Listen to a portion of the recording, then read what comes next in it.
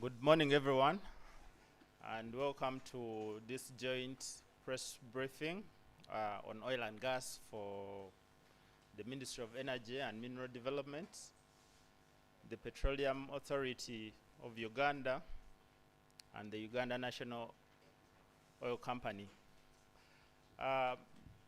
We do this on quarterly. We had taken a few quarters without updating the public on the developments in the oil and gas sector, but here we are with very important updates and pronouncements. You're going to hear from the Honorable Minister of Energy and Mineral Development, Dr. Ruth Nankabirwa. We have the Executive Director of the Petroleum Authority of Uganda, Mr. Ernest Rubondo. We have the Chief Commercial Officer of the Uganda National Oil Company, Mr. Gilbert Kamuntu. We also have the Director, Legal and Corporate Affairs from PAU, Mr. Ali Sekatawa. My name is Solomon Muita. I head communications at the Ministry of Energy and Mineral Development. We are streaming live, or we are on YouTube, so members that are not in the room can follow. They're already a member following us, and we are going to hear from the Minister, and then we shall have a Q&A session, and the other officials can come in at the point of Q&A. We shall operate within strict timelines. It's not going to be a long session, but after the minister's presentation and Q&A, the minister will give you a version of the statement in Luganda, as the media here usually demands. So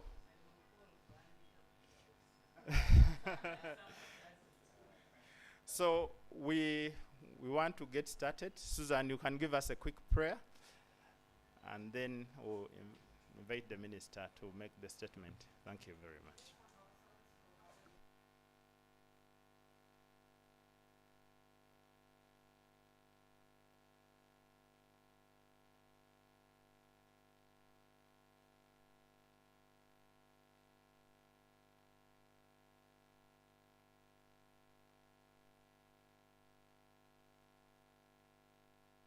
Thank you, Susan. So we'll hear from the Honorable Minister from the podium. Thank you. Yes, Honorable.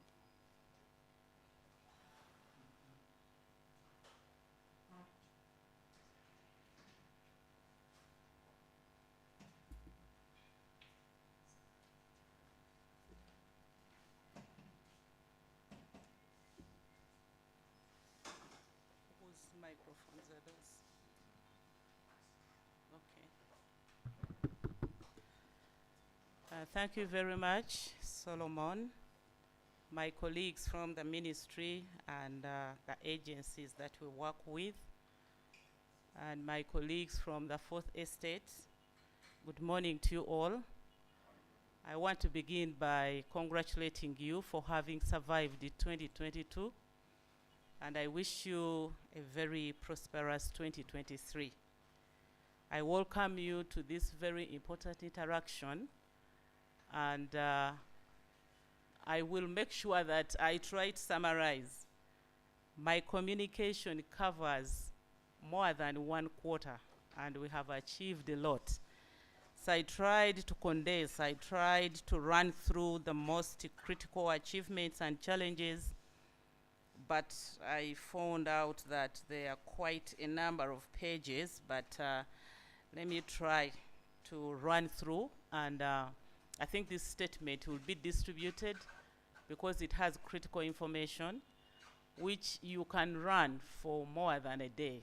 The information is too much, and it is very relevant to the country and beyond. You will all agree with me that last year, 2022, was of great significance for Uganda's oil and gas journey.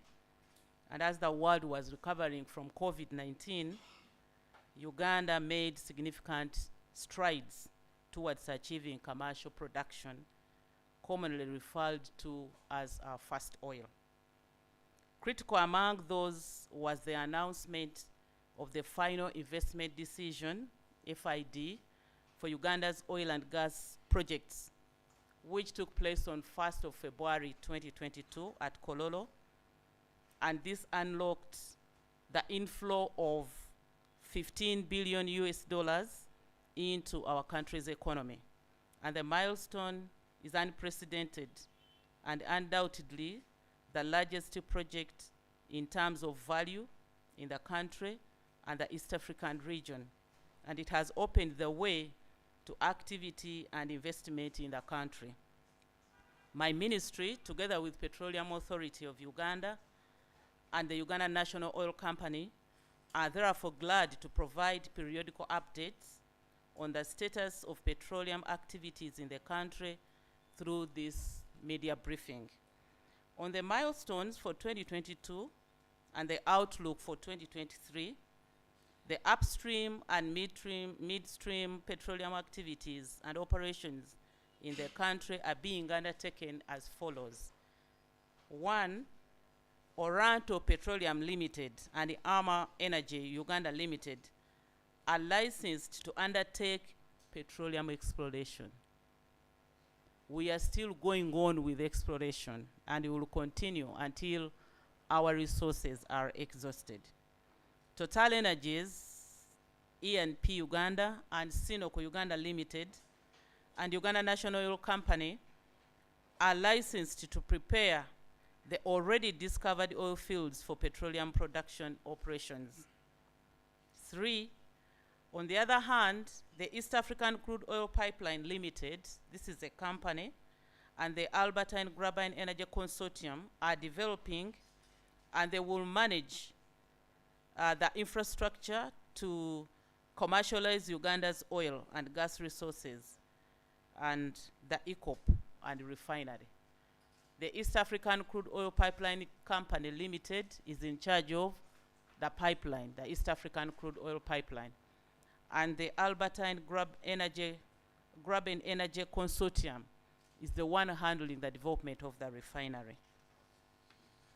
Number 4, UNOC represents our government in commercial interests and is a joint venture partner to the licenses operated by Sinoc, Uganda Limited, and Total Energies, and as well as a shareholder in both the refinery and eco projects.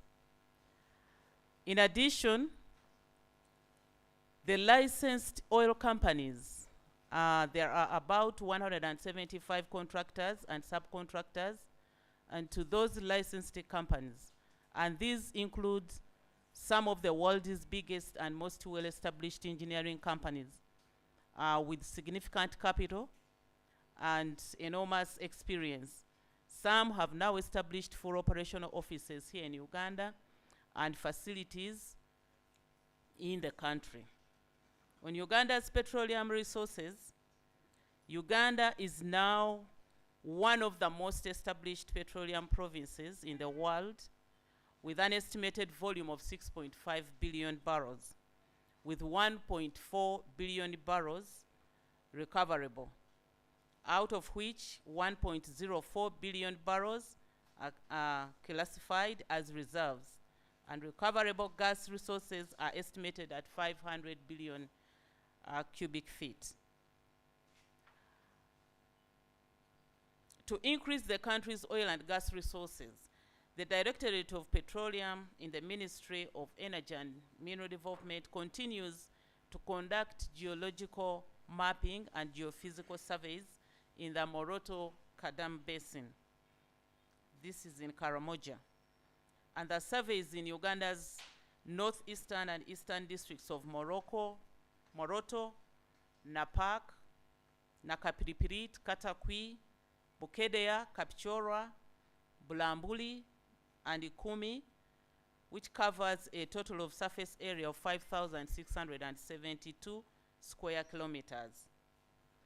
On the petroleum exploration activities, continued petroleum exploration and development of prospective petroleum resources will positively impact prolonging and increasing production. Oil and gas exploration activities registered progress during last year, 2022. And in the Ngasa contract area in Hoima district, the technical studies have identified final drillable prospects, 1 onshore and 4 offshore. Oranto Petroleum is expected to commence drilling of the exploration wells in this year. Technical studies have confirmed 4 prospects for the Kanyataba contract area in Itoroko district, and Ama Energy Uganda Limited is in preparation to drill a well at Intajumba, one of the prospects, this year.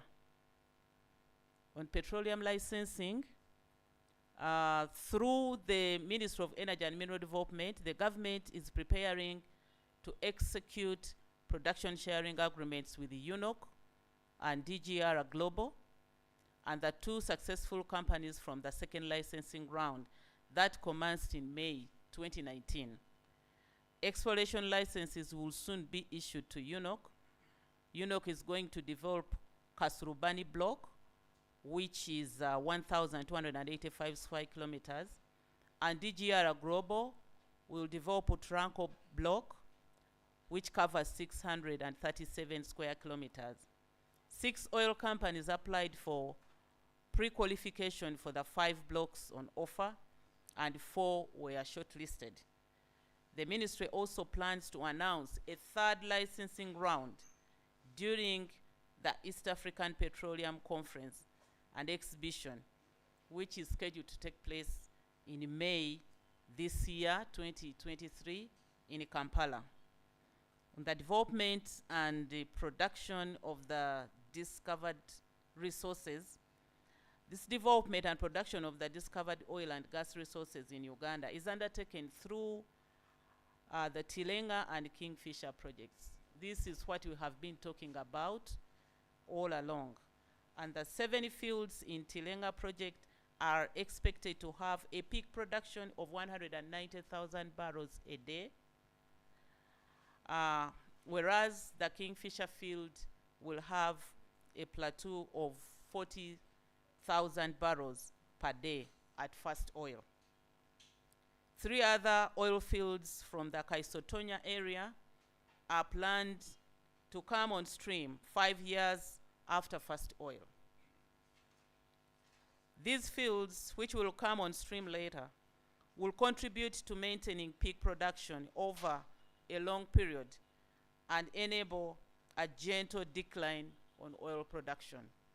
This is a deliberate plan. We have established infrastructure which we must maintain. We have to maintain the crude oil pipeline because this is business. We have also got to maintain the refinery. So if you don't stagger your plan, you can wake up and you have no crude oil to refine in your refinery. So we will continue stagger such that we can maintain production and we can keep these infrastructures running. Planning to develop these resources has led to an exponential increase in activities and operations in the country, specifically in the Albertine Graben. These activities are approved and monitored by the Petroleum Authority of Uganda. They are our eyes. On the Kingfisher project, which is at Lake Albert, the development plan for the Kingfisher field includes the onshore drilling of 31 wells from 4 well pads. 4 well pads attack 31 wells. So in other words, instead of having 31 drillings to injure the surface area, we decided to take the model of well pads. So Kingfisher has 4 well pads, but the wells that are going to be drilled are 31. Therefore, the oil and gas resources from its fields are planned to be produced from 20 wells, with 11 water injection wells to maintain pressure to support production. 31 wells, 20 are the actual oil wells, while 11 are wells, but they will be used to eject water. The engineering, procurement, and construction (EPC) work and services for the Kingfisher Development Area project were subdivided into 4 packages. These including pre-drilling civil works and oil field infrastructure, then oil field production facilities, and installing the Kingfisher Development Area project feeder line with completion rates between 19.4% and 46.53%. And in addition to the 4 EPC work packages, several contracts of works, goods and services for drilling and completions for developing and producing wells have been awarded to various companies. The drilling rig for the KFDA, this is Kingfisher Development Area, LR 8001, arrived in Mombasa on September 12th last year, and a total of 280 trucks delivered it in bits at the Padi 2 site in the Chikube district. Its erection and installation works were concluded in November 2022. All these have been inspected and witnessed by myself, accompanied by my team. Every stage has been witnessed. And on November 24th last year, I launched the Kingfisher drilling rig, which will be used to drill all the 31 wells, including the deepest well, over 70 kilometers depth. Third-party inspections were subsequently conducted, and the rig will be officially commissioned before the end of January 2023, and to be specific, it will be commissioned on 24th of this month, which is a Tuesday next week, and you are all most welcome, but you have to take COVID-19 test, because the chief guest is expected to be none other than the President of the Republic of Uganda. Then on the Tilenga project, where I have already mentioned its capacity, 190,000 barrels per day, the project will be undertaken through onshore drilling from 31 well pads. For Kingfisher, it is 11 well pads. For Tilenga, it is 31 well pads with 3 drilling rigs. The project will produce 190,000 barrels of crude oil per day at peak.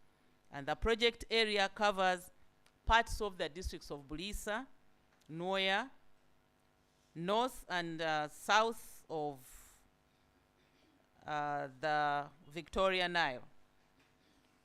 And the key ongoing project activities there include enabling infrastructure works, detailed engineering, procurement, supply, construction, and commissioning, drilling and wells, and then geosciences. The highlights from the activities undertaken during 2022 show significant progress and that it has been made, and enabling infrastructure works for the access roads to the different facilities. When you get there, you'll be able to see for yourself the kind of infrastructure that has been put in place. Further efforts have been made towards completing the first well pad to the drilling, and in time for the expected spudding of the first Tilenga development well at the end of Q1 of this year, 2023. And in addition to the above, other enabling infrastructure works aimed at facilitating the construction phase of the Tilenga projects include the following. One, and regarding the preparations of the development drilling, one of the 3 rigs required to drill the 426 wells for the Tilenga project arrived in Mombasa on October 19, 2022, and is currently kept at the site awaiting assembly. The site is JBR 5. Construction of Rig 2 and Rig 3 is at 100% completion, while assembly, inspection, factory acceptance tests, and endurance tests are at 100% and 85% respectively. So shipments of the 2 remaining rigs to Uganda are ongoing. People have to fly to do pre-inspection tests. Every detail, every stage is being inspected by our people. And when we ask for money to facilitate our staff, this is what it means. You can't rely on people out there. I think they are being manufactured in China. Out there, manufacturing without putting your people you trained to do the work, then you'll be doing a disservice to the country. So we need to fly out people to keep the eyes on behalf of government on the construction of these important rigs. And when they are done, they are shipped, they are installed, but still that process is also inspected and monitored by our people. On commercialization of the discovered resources, colleagues, the production of the country's oil and gas resources requires an efficient route to market, which will be achieved through the 2 agreed commercialization projects, namely the Uganda Refinery Project and the East African Crude Oil Pipeline Project. And the development of the refinery and the ECO projects are being undertaken concurrently. And when both projects are operational, the refinery will have the first call on the crude oil that will be produced. We first take our 60,000 barrels produced a day. Some produced from Kingfisher, because Kingfisher produces less than 60,000. It's 40,000 barrels a day. And then Tilenga tops up. First call on the refinery. There will be no time when the refinery is redundant. When the refinery lacks oil, it has all gone through the pipeline. No. Soko jeko wafi, which is going to be refined. So first call on the crude oil. Having both projects will also ensure continuity in production, especially during periods when other projects may be shut down for maintenance. Specifically on the ECO project, this project provides Uganda's crude oil access to the international market, and therefore enhances the value of the resources. So the transboundary pipeline consists of 30 meters wide corridor, totaling 1,443 kilometers from Hoima to Tanga. It is approximately 296 kilometers in Uganda, starting at Kabale in Hoima, traversing 10 districts in Uganda and 22 in Tanzania, up to Kongolene in Tanga. And following the signing of the key agreements in April 2021 and the announcement of the financial investment decision in February 2022, ECOP Limited intensified activities in Uganda and Tanzania. And subsequently, in July 2022, ECOP Limited submitted its applications for a pipeline construction license to Ministry of Energy and Mineral Development and the Energy, Water and Utilities Regulatory Authority in Tanzania. And the application was published in the Gazette as required by the law, and no objection was raised to granting ECOP Limited the license to be the one to construct the pipeline. So the review and evaluation of the applications in Uganda have been completed, and the Cabinet provided approval to issue the license, and I am issuing the license this week. Early civil works for ECOP projects have commenced on the Tanzanian section, and the civil works on Ugandan side are expected to start this year. Then briefly on the refinery, the Albertine Graben Energy Consortium submitted the refinery project front-end engineering and design to the government in August 2021. And our Petroleum Authority accordingly approved it in July 2022. So the ministry is facilitating the negotiation of the 3 key agreements required to enable the refinery project. And the negotiations cover, first, the crude oil supply agreement. The producers have to agree that they will deliver the crude to this refinery, such that any investor who wants to invest in the refinery will be sure that the raw material will be available. So the crude oil supply agreement is very key. Then the implementation agreement guides the implementers, and the shareholders agreement. The Albertine Graben Energy Consortium contracted a JV between Detnosk Veritas Gamonisha, this is a company, and a Uganda company, Atacama Consultant Limited, to undertake the environmental social impact assessment for the refinery project. It is a requirement that an environmental assessment is done, and this is expected to be submitted to NEMA for approval during Q1 of this year. And then the FID, the financial investment decision or final investment decision for this particular infrastructure is expected this year, 2023. To be specific, June. We should not go beyond June without an FID for the refinery being announced. Otherwise, we shall run late for our first oil, which is expected in 2025. On the gas commercialization,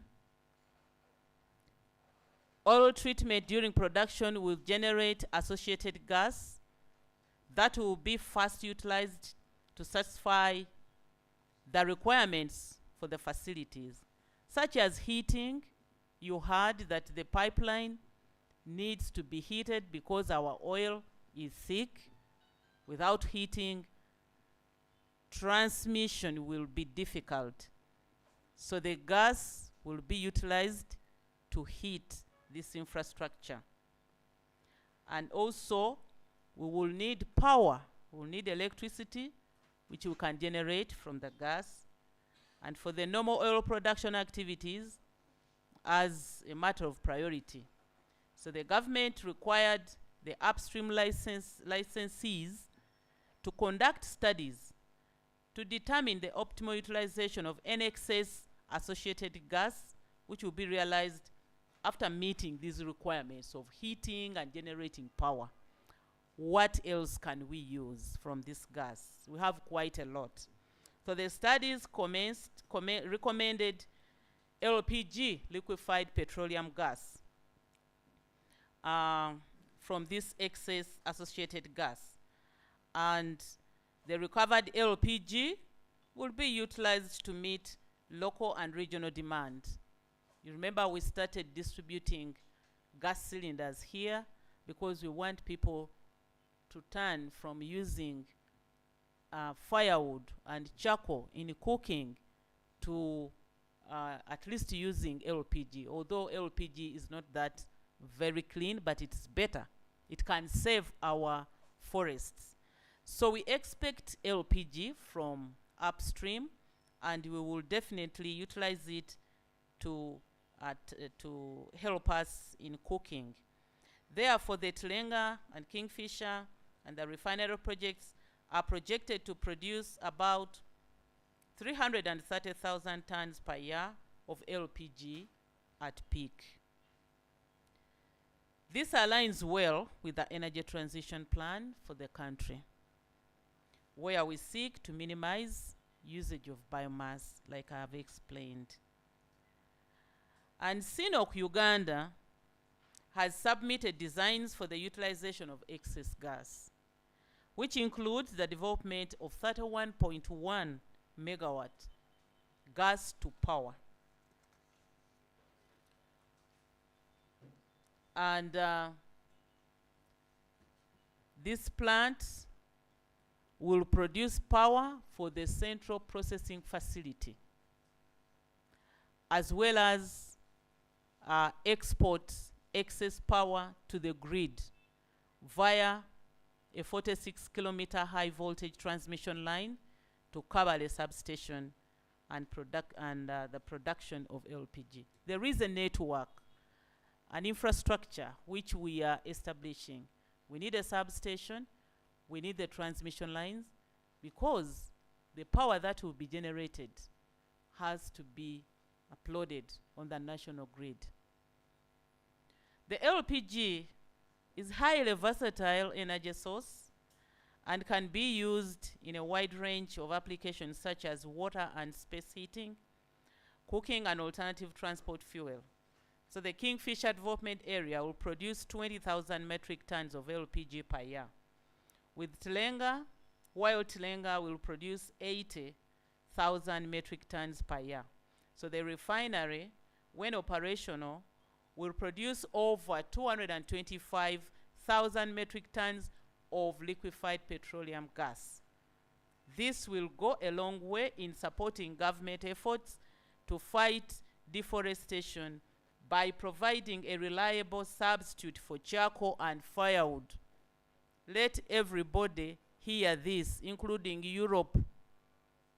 We must develop our petroleum resources as the only way of seeing us transiting from cutting down trees in search for charcoal and firewood to at least using LPG. So any effort to stampede us will mean continuous cutting down of trees in Uganda and in Africa, where Africa has been working as a carbon sink, which carbon is being emitted from the European countries. So Uganda is continuing with her plan to develop our petroleum resources, because in the long run, we will be cleaning our environment. In July 2022, my ministry embarked on the distribution of LPG starter kits, and we will continue. This was a move to begin working on mindset change. People fear gas, and you find charcoal being utilized as a source of cooking even in the capital cities. So we started on this, and we know that we will continue, and we will not surrender on this move. People have been asking whether the money which we are investing in all this will be recovered. Is the project commercially viable? Are we going to get money? Are we not putting in too much? Let me touch a little bit on the analysis, on the economic analysis. The activities in the upstream and midstream subsector require a significant capital investment of more than 15 billion US dollars. This expenditure, especially under the Tilenga and Kingfisher projects, is cost recoverable when commercial production commences. The costs for the midstream projects also affect the overall profitability of the projects. So the government promotes an efficient cost environment and undertakes economic analysis for oil and gas projects to ensure that the profitability of the projects is maintained and that government's take from the oil and gas resources is not eroded. Uganda's track record for managing costs during the exploration phase has been exceptionally well, which is also being done for the much higher development costs. So the government routinely carries out an economic evaluation of the country's oil and gas projects using our Petroleum Authority upstream economic model. For 2022, the results of the evaluation indicate that the total cost of developing and producing a barrel of crude oil is estimated at 17.73 US dollars per barrel. With the ECOP tariff, which was set already at 12.77 US dollars per barrel, the project remains commercially viable for government and oil companies at a discount rate of 10%. The figure of the tariff is already determined, and it is in the agreement which we signed. So you should not worry about this figure changing tomorrow. No, it was determined already, and we appended our signatures in that agreement. A lot has been also talked about the national content. Where are Ugandans? Are we benefiting? Let me mention something on our participation as Ugandans. So dear listeners and those who are watching us, ladies and gentlemen, you will appreciate that the exponential growth in activity and the corresponding increased investment during 2021 and 2022 has come with myriad opportunities and benefits for Ugandans. As actions on the key projects increase, the opportunities are cascaded to different levels or tiers, providing more opportunities for Ugandans and Ugandan enterprises. The key areas of participation include employment, provision of goods and services, capacity building, technology transfer, enterprise development.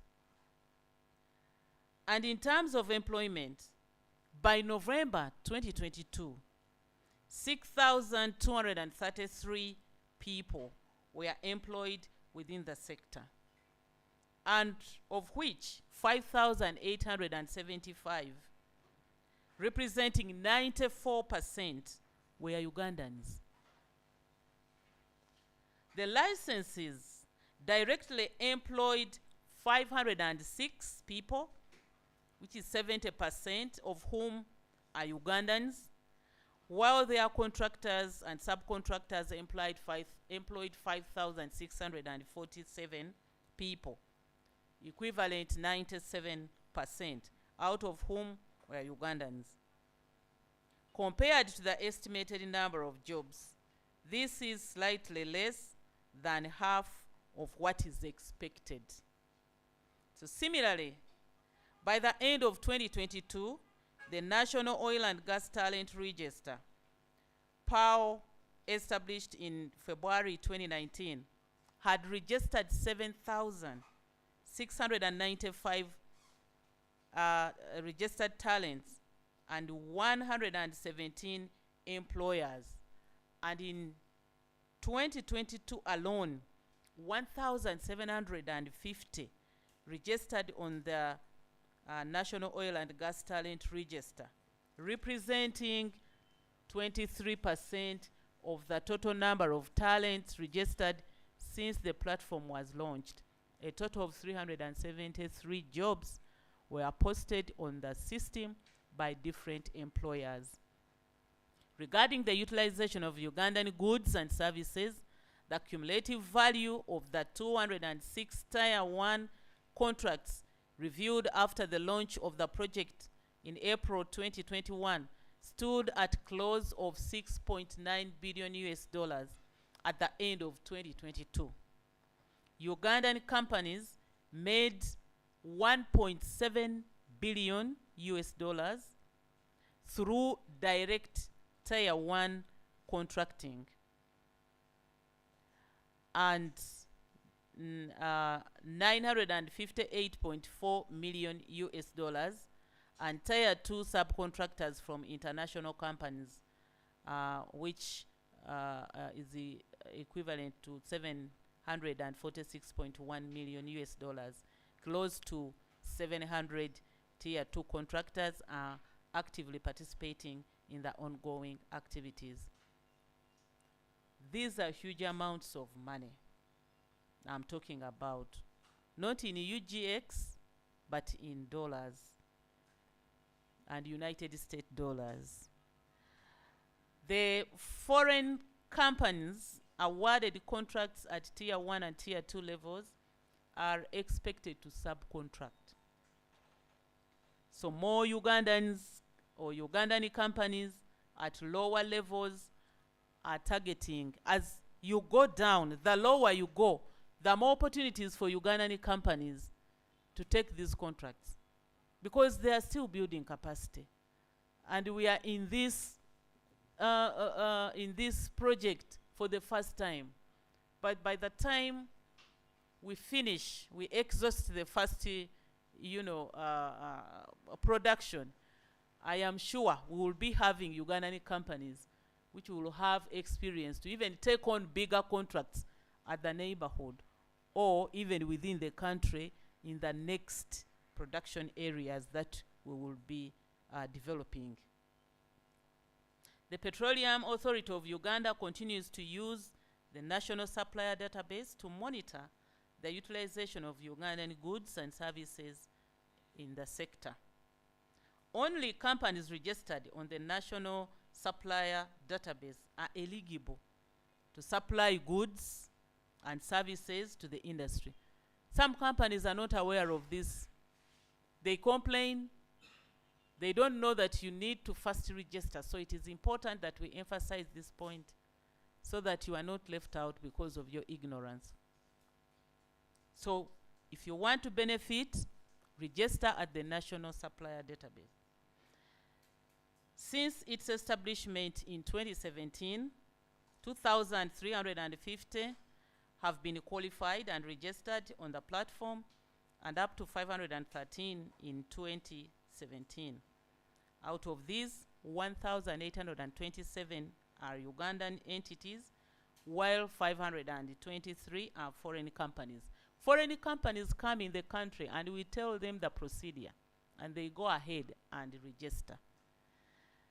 And regarding the skilling of Ugandans and enterprises for business and employment opportunities, valuable partnerships have been made with private, public, and development partners. And as a result of the skilling efforts which are undertaken through these partnerships. A total of 11,021 Ugandans have been trained for the last 6 years. That is 2017 to 2022. In both the vocational and technical aspects of the sector, with 940 Ugandans attaining international industry certifications. International. Additionally, 200 SMEs were trained in business development in 2022. So the opportunity to get contracts outside Uganda become big when you have an international certificate. So in 2022, Ugandan companies could provide goods and services worth over 524 million US dollars. And out of the total investment into the sector of 2,995 billion at the end of September 2022. United States dollars 866,853 was contracted from the host districts of Hoima, Blisa, Masindi, and Pakwach. Yesterday I was speaking to New York Times, and they were asking me for these figures. They were asking me questions as to whether the local communities have benefited. How have they benefited? The deliberate, we call it positive discrimination, deliberately done to make sure that first call on employment is from the communities. This is positive discrimination. You don't come from Chivoga and you expect to be served first. It is the people from Hoima that have been given an opportunity. So I'm using this opportunity to give details to whoever wants to know the benefits right from local level, national, and regional level, because ECOP traverses the longest part of ECOP is in Tanzania, so the region is benefiting. The total number of Ugandan companies that participated in providing goods and services is 187. So far, we are developing at Kingfisher and Tilenga only. The ministry is also working with the Ministry of Finance, Planning and Economic Development to establish the Local Content Development Fund. I know people are interested in knowing when shall we establish the Local Content Development Fund, which Ugandan companies will be using to build the capacity. So I'm working with the Ministry of Finance because by law, they are the authority in establishment of whatever kind of funds. We've taken care of environment, health, safety, and social management. We would not reach this far if we had ignored environment, health, safety, and social management. You know what civil society activists have been doing. If we had jumped any important step, we would not have reached where we have reached. But we took care of these 4 important aspects. So it is important to note that the oil and gas operations in Uganda are undertaken safely and in a way that does not harm people and the environment. Government agencies and licensed companies prioritize the environment, health, safety, and social protection during oil and gas activities. One of the key milestones from 2022 was the launch of the National Oil Spill Contingency Plan. In the unlikely event that we suffer a spillage, we have a contingent plan. This was launched in March last year, by the Right Honorable Prime Minister Robina Nabbanja. This plan is a national framework and command structure for planning, preparations, and response to oil spills. The plan and the related regulations require local governments and lead agencies to develop oil spill contingence plans also at their level. So the Petroleum Authority of Uganda is the competent national authority responsible for managing oil spills. They will coordinate. If a spillage occurs in District X, the national coordinator is POW. But the framework to be sanctioned first is the local framework on spillage before you go national. So climate change is one of the core factors influencing and driving the global future of the oil and gas industry, with the implications for Uganda's planned oil and gas development. The government has taken cognizant of the climate change developments at both global and national levels to track the developments and ensure that Uganda's project continues to be achieved with the minimal carbon intensity. It should be noted that the climate change aspects of the Tilenga, Kingfisher, and Eco projects were already assessed within the environment and social and impact assessment, the studies which were approved by the National Environment Management Authority, NEMA. And in November 2022, I led a 14-man delegation. There were women also, 14 people. A team of 14 people to the 27th Conference of the Parties to the Climate Change Convention, popularly known as COP27, which took place in Sharm el-Sheikh in Egypt. And our objective was to keep track of the emerging climate change issues and to build synergies with the various stakeholders on various aspects that foster development in the country. We put the Uganda's case straight to people and our commitment to continue with the development, come rain, come shine, and the fact that what we are doing will save our environment, and that the onus is on all countries to make sure that they take all the SDGs holistically, one of which is to fight poverty, to fight energy poverty, and to fight also poverty of lack of resources. So we spoke, we put Uganda's case across, and people kept quiet. And you are now hearing silence. You know, hearing silence because we were determined to make sure that we untell the lies. So the government also undertakes biodiversity monitoring to ensure harmonious coexistence of oil and gas activities and the biodiversity conservation. The initiatives also enhance the coexistence of oil and gas sector with other sectors of Uganda's economy, such as tourism. We are aware that we are developing our petroleum in National Park, and which is almost a tourist destination. So building a second international airport in the region is also to enhance tourism. It's going to be the second international airport in the country. Construction of these beautiful roads, tarmac roads, will facilitate tourism and development.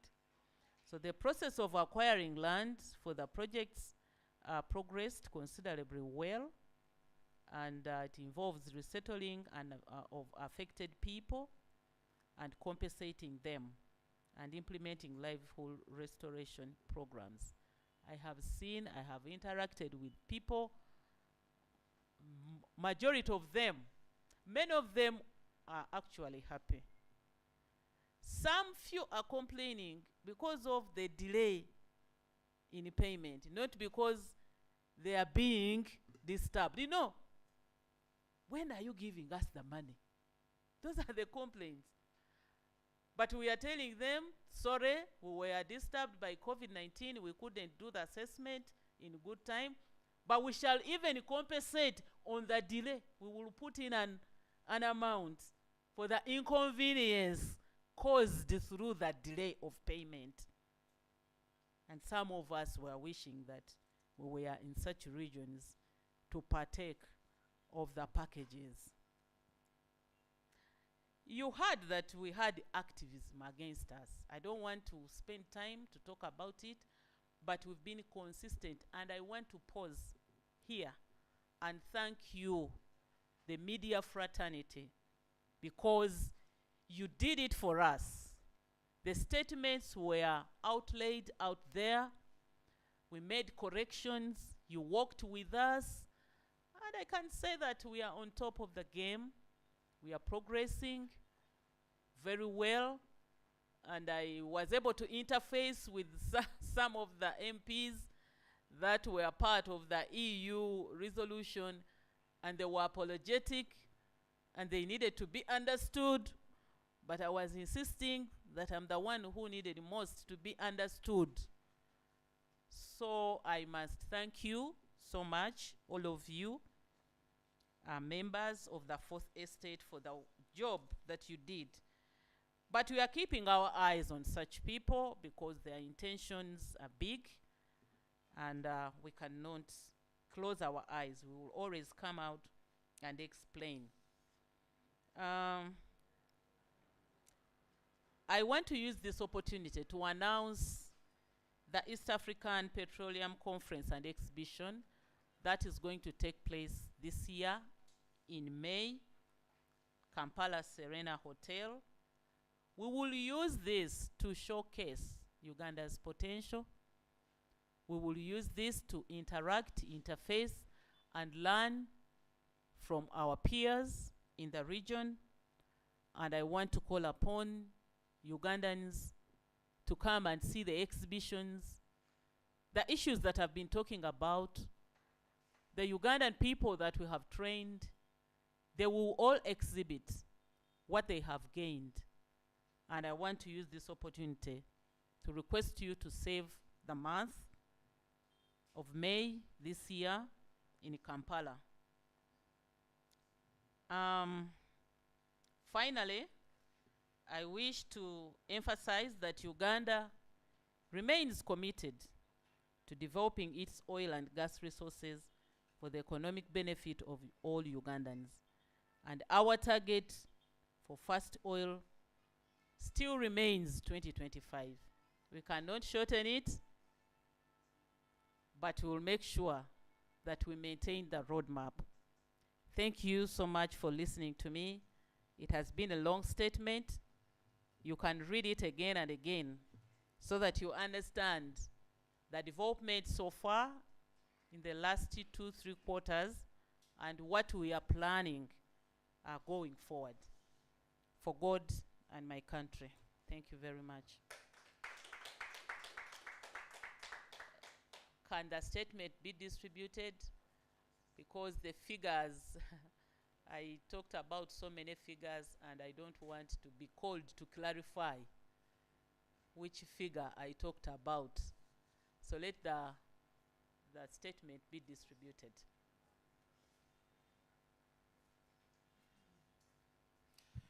Thank you so much, Honorable Minister, for the elaborate statement.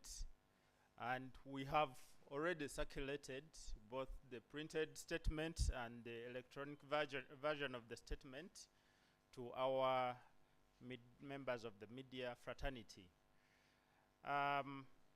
Honorable Minister, I know that you're about to leave us. You have another function, but you also have an able team here. The able team, led by the ED, Petroleum Authority of Uganda, is going to manage the question and answer session. Maybe, Honorable Minister, you could give us another 2 minutes to just summarize the statement in Uganda, but not just emphasizing the key points of the statement, such as the license to ECOP Limited, such as the launch of the spudding next week, and any other issue you may want to talk about to your Uganda, to the Uganda audience, and then we shall have the ED take up your seat. Thank you very much, Honor.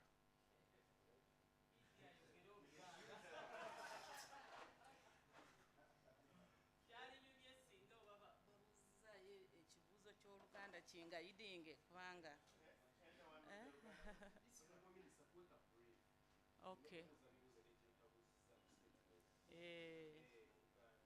Mu Luganda. Oh. Okay.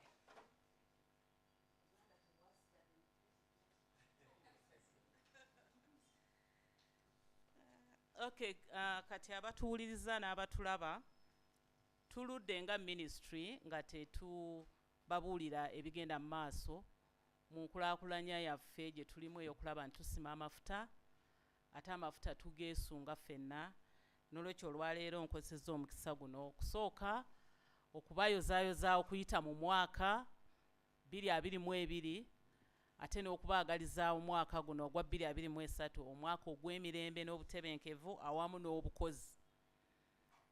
So olwaleero ngezezzaako okubannyonnyola wawe tutuuse mu kusima amafuta gaffe era nga wenjogerera kati ekiri mu bitundu ebibiri bye tuli mu kusimamu amafuta ekya Kingfisher ekigenda okutuwa oba tuziyita amapipa emitwalo 4 buli lunaku n'ekirala ekiri mu kitundu kye bayita Tilenga nga kyo kigenda kuvaamu amapipa emitwalo 19 buli lunaku naye nga kwago emitwalo 6 gyo gigenda kuyita mu ddongoosezo. Waliwo akakiiko akateekebwawo akakola ku ddongoosezo ery'amafuta gano agasimiddwa tusobole okufuna amafuta first class era eddongoosezo eryo ligenda kubeeraawo wennyini kumpi n'awasimwa amafuta era nga tusuubira nti ebisasiro ebinaavaamu tebijja kuba bisasiro wabula tugenda kubikozesa ate mu industries endala okulaba nga tufunamu ate ebyomugaso nga ebigimusa nga sabbuuni n'ebintu ebirala. Ate amafuta amalala aganaafikkawo ago go tugateekerateekera okuyita mu mudumu gafulume Uganda gayite Tanzania gagende ku mazzi kwe gagenda okutambuzibwa tugatunde eyo Bulaaya ebunaayira era nga kampuni eyaweereddwa omukisa ogw'okukola omudumu ogwo yeeyo yennyini kampuni eyateekebwawo eyitibwa ECOP Limited naye nga naffe tulinamu omugabo nga Uganda era kampuni yaffe eyitibwa Uganda National Oil Company y'eriiso lyaffe ye yaweebwa obuvunaanyizibwa okutulondoolera yeetutuulirayo nga gavumenti era nga amafuta agagenda okutambuzibwa twamala dda n'okugateekako omuwendo ogw'okutambuza amafuta ago. Buli galani oba buli pipa eneeyita mu mudumu ogwo $12 ne sente 77 ezigenda okugabanibwa ku buli galani eyitamu mu mudumu ogwo. So ffenna tutunulidde n'eriiso ejjogi okulaba nti essente ezo tezitoolebwako kuba twasayininga. So ebintu bibiri ebyo bikulu we tutuuse eddongoosezo ne omudumu ogugenda okutambuza. Kati era mbategeezezza nti nga tweteekerateekera okutandika okusima ebyuma ebyo bye bateekawo ebiyiikuula wansi kilomita 8 kati nga kino ekyateekeddwa eyo ku Muttanzige Pulezidenti agenda kujja nga 24 omwezi guno ye wiiki ejja ku Lwokubiri okulaba nga atongoza okusima amafuta gano. Tweteeseteese ekimala era nga Muttanzige abasima amafuta ba China, kampuni y'aba China yeeteeseteese ekimala okutandika okuyiikuula amafuta. Era nga tugisuubira ejja kuyiikuula amafuta, waliwo oluzzi lumu luli wala nnyo mu kilomita nga 7. Naye kino ekisima, ekyuma ekisima kyaleeteddwa nga maximum kisima okugendera ddala ku kilomita 8. So ebivaayo mu kusima tupakirayo amazzi ate ne muvaamu ebintu ebirina okutwalibwa awantu we babikeberera okulaba nti si bya bulabe. Waste treatment and management plant si bya bulabe, awo nawo wateekeddwa bulungi.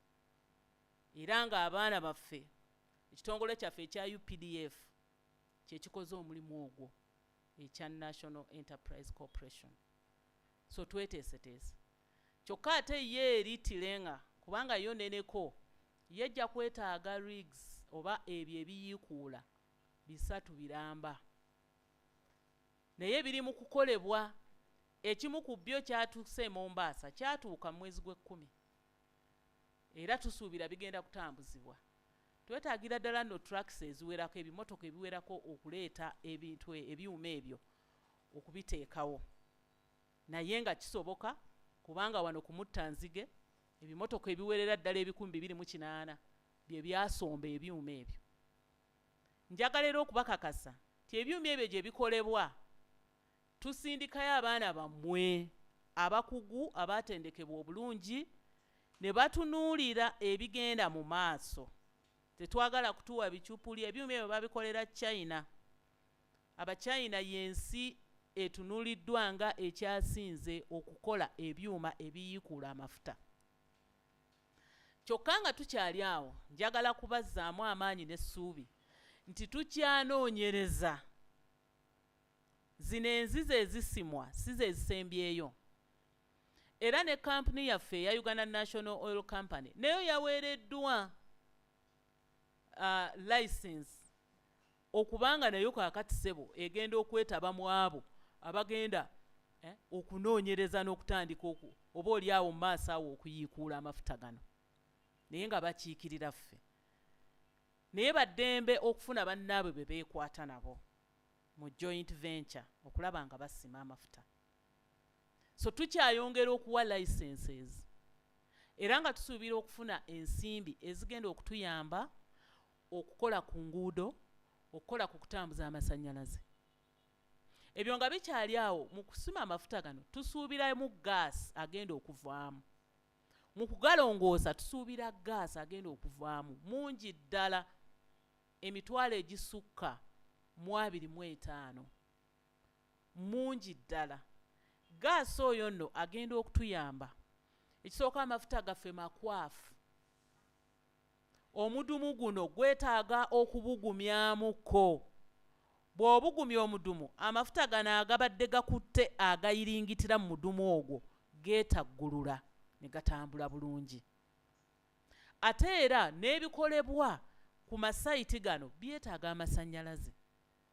Gas ono omu agenda kukozesebwamu amasannyalaze. Era tugenda kuteekawo amasannyalaze gano we gaggukira substation. Tuteekewo n'ekigatambuza transmission line. Aganaaba gafisse gasobole okuteekebwa ku mutimbagano gw'amasannyalaze national grid. Tusobole okugakozesa mu bitundu ebirala byonna mu Uganda. Mukimanyi nti ensi yonna eri mu kutambula olugendo olw'okuyonja obutonde bw'ensi. Uganda erina okutandikira ddala okulaga nti okutema emiti nga twokya amanda n'okunoonya enku birina okukoma. Tetugenda kubanga kizinga ffe nga Uganda. Bajja tuteekako obukwakkulizo obujja tumenya. N'olwekyo tulina okukyetegekera. Mujjukira ministry yange yatandiikiriza okugaba gas cylinders. Wano nga twagala kuyigirako, bantu kuyigirako okukozesa gas ono kubanga mumutya okumukozesa. N'olwekyo nkozesa omukisa guno okubategeeza nti amanda n'enku ekiseera kyabyo kijja kutuuka nga tebikkirizibwa. So bwe tunaamala okufuna gas waffe ono nga tutegedde nti ne cylinders zikolebwa wano mu Uganda, kati naawo tunaleeta amateeka aganaalungamya abatami b'amanda sinakindi okubagaanira ddala gujja kuba omusango ogwa nnamaddala okusanga nga oli mu kwokya manda. So kaakati ebirungi ebiva mu mafuta gano bye bimu ku byo byebyo, naye ate era emirimu gyonna gyono gikolebwa ng'ekitongole kyaffe kye bayita Petroleum Authority of Uganda kitweyimirira mu kulaba nti bannayuganda bafunye ku mirimu, kampuni za bannayuganda zifunye ku mirimu. Kati nno kampuni eyagala okufuna omulimu erina okwewandiisa ku mutimbagano National Supplier Database. Bwe weewandiisa bakukolako due diligence, bakunoonyerezaako ne bamanya nti ye gy'oli tewalimbye, naye nga Petroleum Authority of Uganda yekola omulimu ogwo. Bannayuganda baweereddwa omukisa okufuna emirimu, naye emirimu eminene egisooka gyagenda mu companies ennene ez'ensi yonna, kubanga wano tuyingira mu lutalo lw'okusima amafuta omulundi ogusoose. Tewaliwo kampani ya Uganda ebadde n'obu experience n'obukugu obwo, naye Petroleum Authority of Uganda efuba okulaba nga gye tukoma okukka wansi bano ga kampuni aganene ate sige gajja okukola emirimu n'egya wansi. Kampuni zaffe nnyingi zifunye emirimu, gy'okukoma okukka wansi n'omukisa ogugwo ggwe.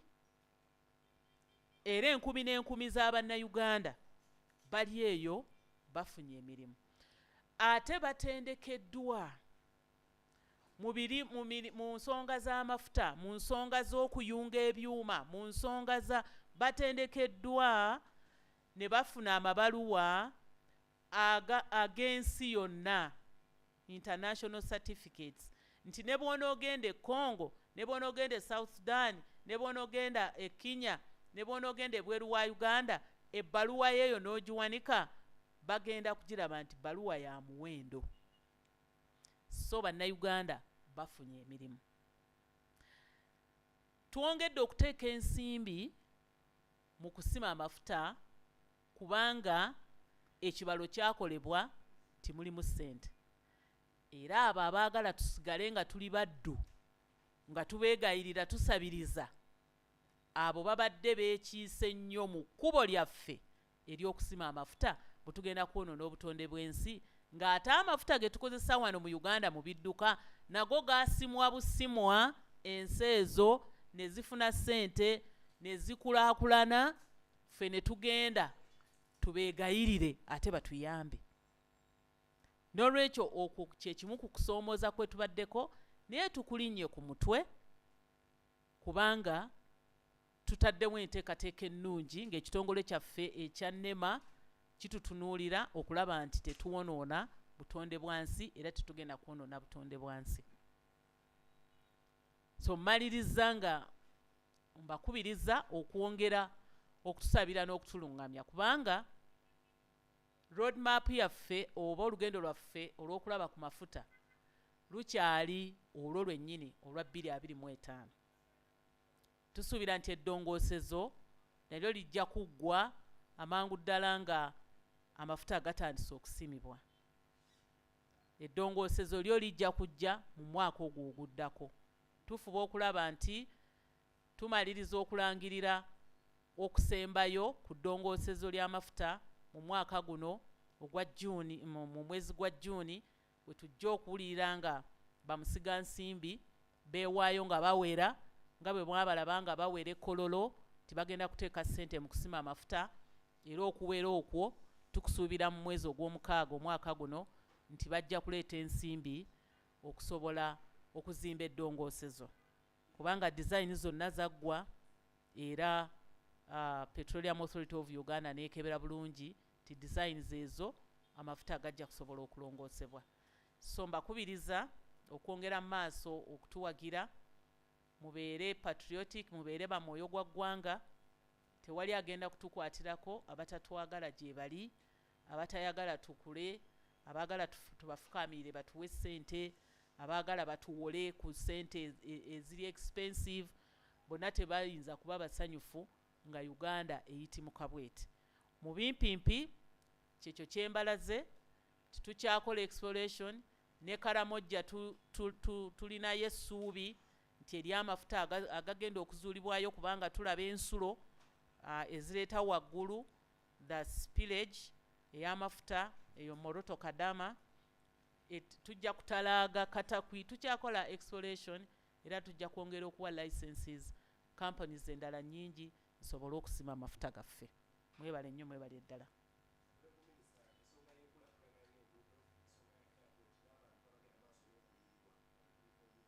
Mwebale nnyo.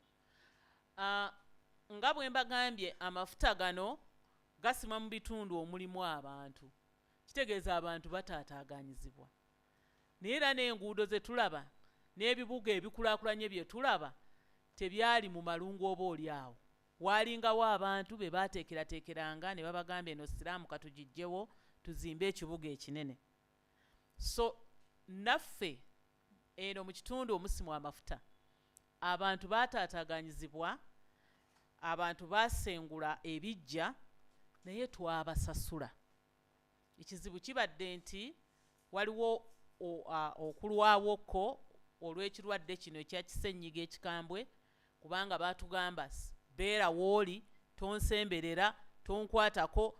Kakati programs zaffe ez'okusemberera abantu okubabuuza ebibuuzo nazo zaasirikamukko ne tulwawo. Naye ate era n'ebbanga eryo lye tulwawo nga tetukusasudde bwe tutandika okusasula nalyo tulisasulira. So abantu ab'ekitundu ekyo baazimbibwa amayumba, abalala baasenguka ne waweebwa essente era basanyufu. Ekitundu kye kimu ekyo tuzimbyeyo ekisaawe ky'ennyonyi ekyokubiri oba mu njogera ennyangu kankiyite Ntebe owookubiri nga bw'olaba Ntebe agenda kubeera eyo Hoima. Era ekisaawe ekyo kinaatera okuggwa wasigaddewo obuntu nga 3 ebibulako, naye omuntu ayinza okugamba ebitundu 9 ku 10 ku kisaawe ekyo biwedde. Tusuubira ekisaawe ekyo okutuyamba okuleeta ennyonyi ezinaaleeta ebyuma ebinaayongera enkulaakulana mu kitundu ekyo. Tukisuubira n'okuddayo nga kizaayo ebyamaguzi. Ekitundu ekyo tukikubirizza n'emiriraano nti babeere mu nkola ey'obulimi obulungi okufuna ebintu ebikkirizibwa ku mutindo gw'ensi yonna. Era waliwo ebitongole bingi ne banks ezituyambye okuteekateeka abantu abo basobole okulima ebirime ebinaabeera ku mutindo. Ennyonyi zino zireme kuddayo njereere. Tujja kuswala ng'ennyonyi ziddayo njereere okuva e Hoima ng'ate tusobola okuteekamu emmere, tusobola okuteekamu ebintu byaffe ne tubitunda ebweru. So enguudo eza koolasi ziteekeddwawo era tusuubira nti ekitongole ky'obulambuzi tukiwagidde. Bw'ogamba nti ennyonyi ogitaddewo awo, abalambuzi tebajja kugwanga Ntebe, bajja kugwanga Hoima wali awali ekisaawe, ate bagende Kidepo, bagende Maction Falls, bagende mu paaka basobole okulambula. N'olwekyo abazimba zi wooteeri temulinda byerubaga ebide. Wooteeri tuzeetaaga, twetaaga infrastructure eneeriikiriza abalambuzi baffe bwe banaaba nga bazze. So ebyobulambuzi bijja kutumbuka, enguudo tuzikozeeko, ate n'obutebenkevu. General Kaguta Museveni afiirawo okulaba ng'eggwanga lino fanya fujjo owone, eggwanga lino litebenkera. So mu bimpimpi tujja kukomangawo okubabuulira, naye nga mu bimpimpi amawulire amakulu gali nti ng'ennaku z'omwezi 24 tugenda okulaba nga President Museveni atongoza okutandika okusima amafuta. Tajja gasima n'agasima, tajja gasima n'agasima. 24 January wiiki ejja President agenda kutuula mu riigi munda atandike okukola ki? Okukonkona rooko omwezi guno ogwa January. N'ekirala mu mwezi gw'okutaano tugenda kufuna olukiiko nnamutaayiika olw'aby'abamafuta, the Petroleum Conference, olwabbungirize lino erya East Africa. Omwo mugenda kubeeramu omwoleso. Bino bye twogeddeko abaana batendekeddwa, simanya tukoze bino. mujje mubyerabireko wano e Kampala ku Serena Hotel. Wagenda kubeerawo okwolesa, wagenda kubeerawo okugabana ku magezi, wagenda kubeerawo ebyokuyiga. Uganda egenda kulaga kiki kyeri, ne bannaffe abavudde ku miriraano bagenda kujja batwegatteko. Mwezi gw'okutaano nsuubira nti ekintu kijja kukwatayo, naye ng'amafuta tujja gasima n'obwegendereza, era nga tumanyi nti obutonde bw'ensi kikulu, tetusobola kumala gasima ffa, tutaddewo amateeka. Gwasima amafuta tojja kugookya, kubanga gaasi waffe tumwagala, tugenda kumukuŋŋaanya. Abalala babadde bagookya. Ogwe entambuza yaago, omudumu ogugenda okugutambuza guli wansi eyo, bagenda kuguziika, abantu basimbeko n'ebijanjaalo. N'olwekyo oyinza n'obutakimanya nti otambulira ku mudumu. So twegenderezza nnyo nnyo, kubanga tumanyi kiki ekitegeeza. Singa wabaawo n'akasekesa akaleesa amafuta, pipe omudumu nga guyisizza amafuta, enteekateeka already weeri. Ani anaakola ki? Local government eneekola etya? Tulinawo enteekateeka eyo ey'ebigwa tebiraze mu section eno ey'amafuta. Mwebale nnyo, mwebalire ddala, mbaagaliza omwaka omulungi.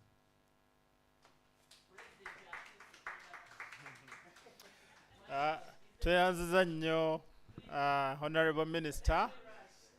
As the Minister, Honorable Minister, leaves us, we would like to invite the ED to take up. No, it would be much better here so that the team can now ask the questions. Tugenda kubuuza ebibuuzo. If there is any clarification or anything that was not talked about on oil and gas, you have an opportunity. You introduce yourself and ask your question. Keep it simple, keep it clear. And we shall use about 15 minutes and we'll get out of here.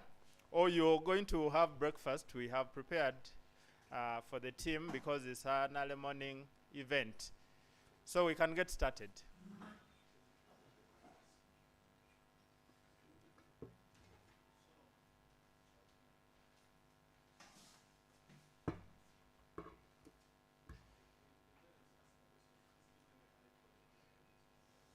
Okay.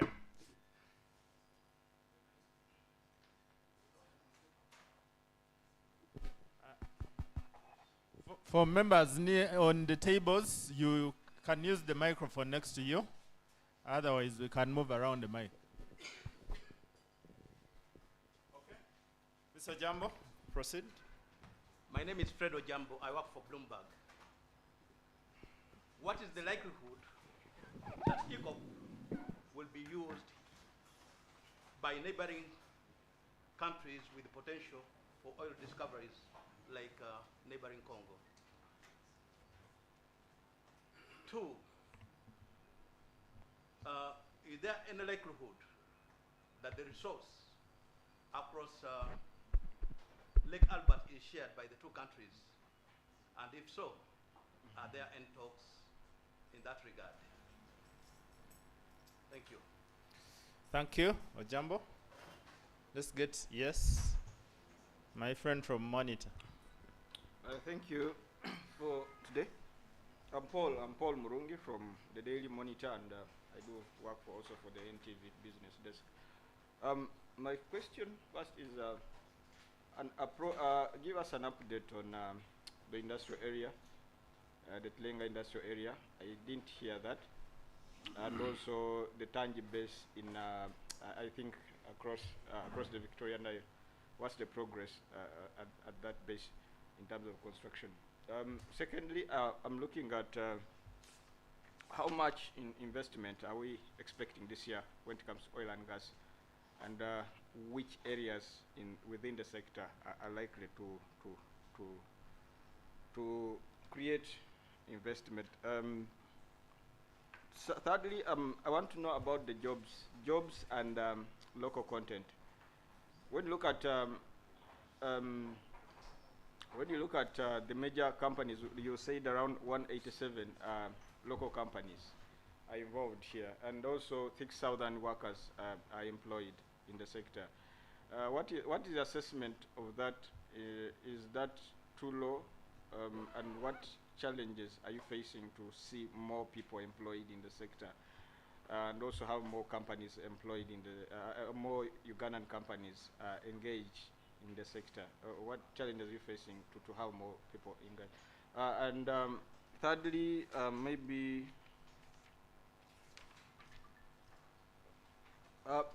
the FID for the refinery.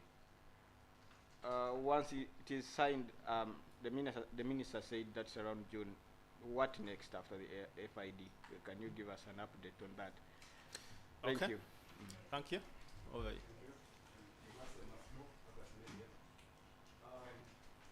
According to the minister, and there was a release yesterday in New Vision that Kingfisher is likely to start production in 2024. In that event, Turn on your mic. The mic next to you. Just press. in that event, the ECOP will not be ready and the refinery according to their pace. Is there any option of export of Kingfisher oil without a refinery and the ECOP? Are there other options of exporting this crude before 2025? Okay, let the ED answer that.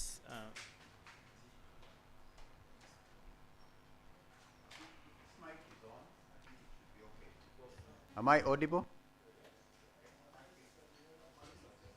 I beg your pardon? They prefer here because the setup here.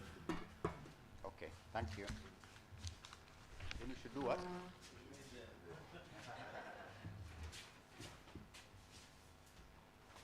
Okay, my colleagues, in the Ministry of Energy and Mineral Development, Petroleum Authority of Uganda and the Uganda National Oil Company. Just bear in mind that we also have the Uganda National Oil Company here. So some of these, and as the minister explained, the Uganda National Oil Company is the one that is representing the country in the specific aspects of the work.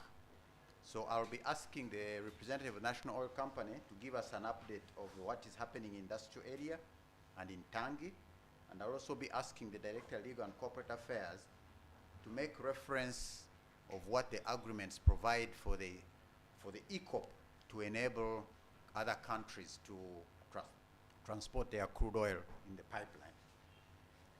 Regarding the possibility of the resources to be shared, this is something that was forecast earlier, as early as 1980, and so an agreement of cooperation was put in place between Uganda, and then it was Zaire.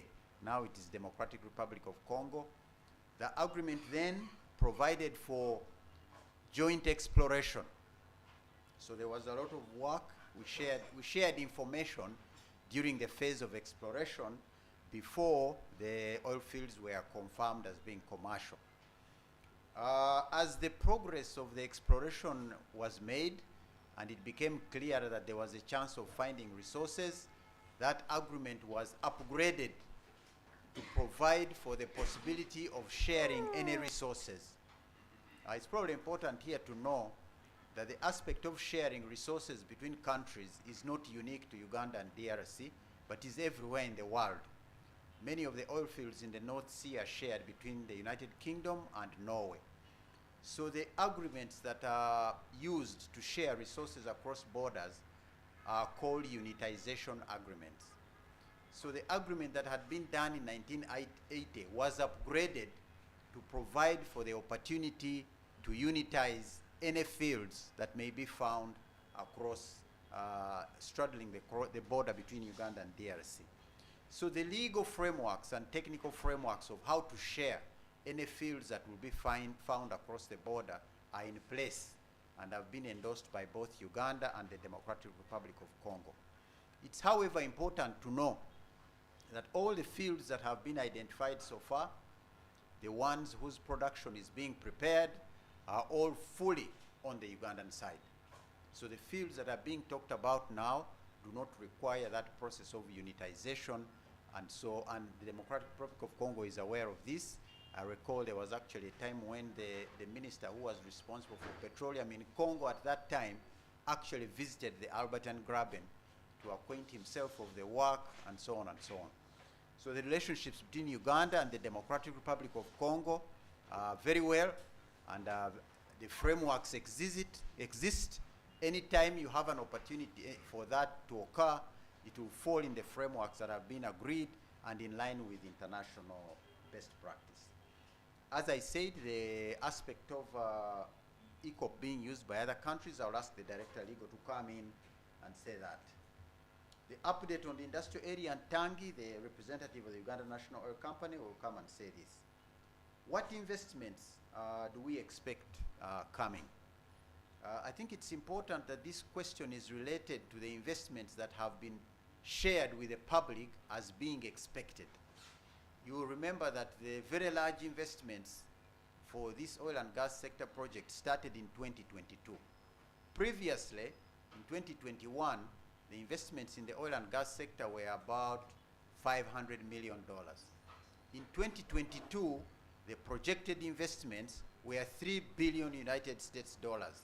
And as the Honorable Minister said, these are large amounts of money, because the largest investment Uganda has had in 1 year previously was $1.2 billion, foreign direct investment. This oil and gas sector in 2022 was expected to bring $3 billion in foreign direct investments.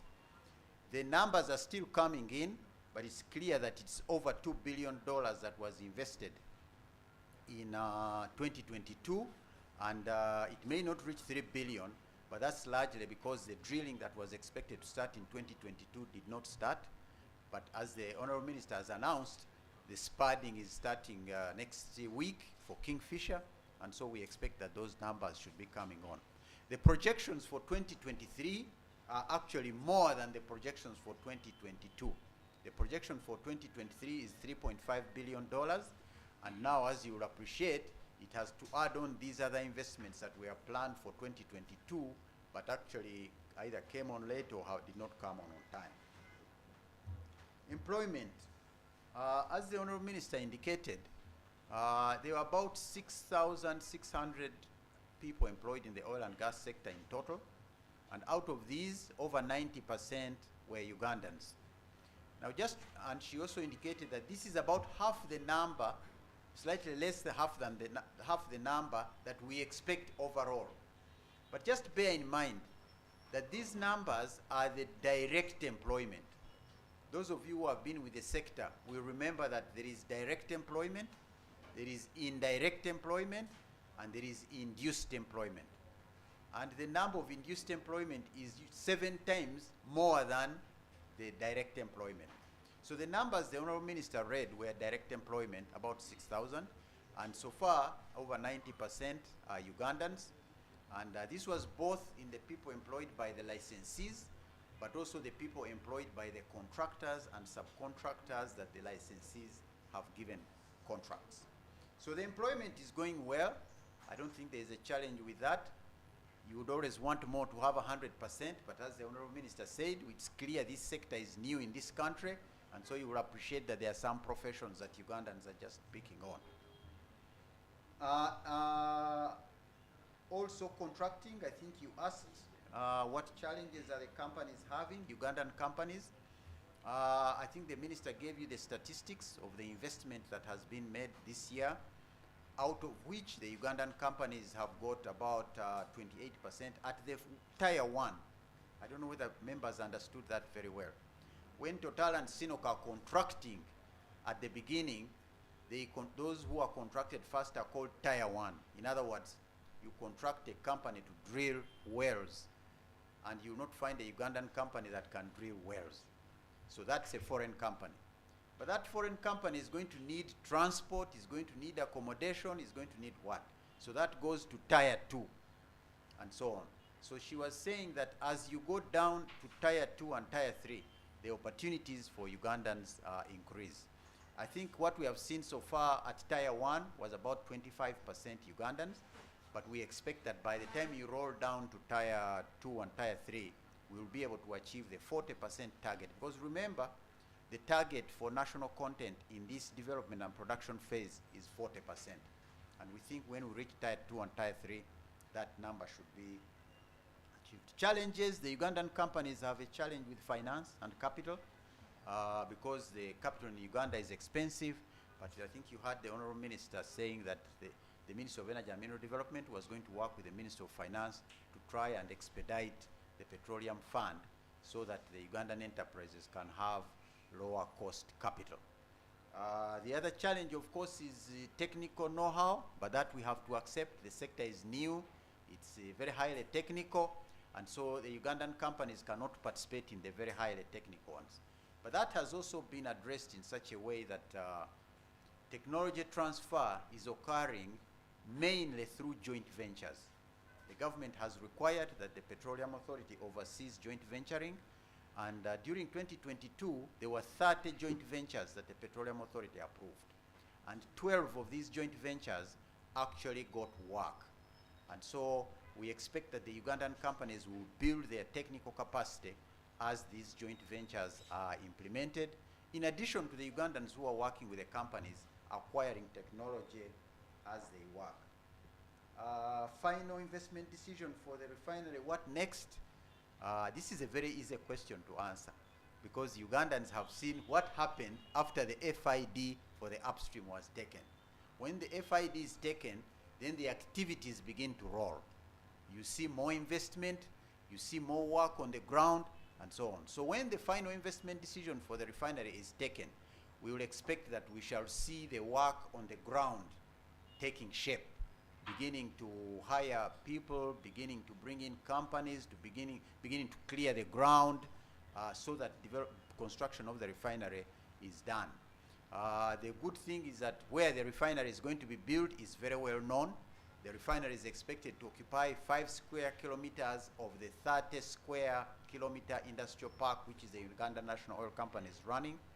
This land was fully acquired by government earlier, so land acquisition for the refinery will not be an issue. And so what we expect is activity for construction and development before the refinery is commissioned, before it starts producing the petroleum products of petrol, diesel, and so on. In the meantime, as the Honorable Minister said, all the agreements have provided for 60,000 barrels of oil per day for the refinery, so the construction will take care of that. The location of the refinery is where the crude oil from Tilenga, crude oil from Kingfisher will arrive, so it is adjacent to the one that will be going to Tanga. So a lot of those things have been put in place.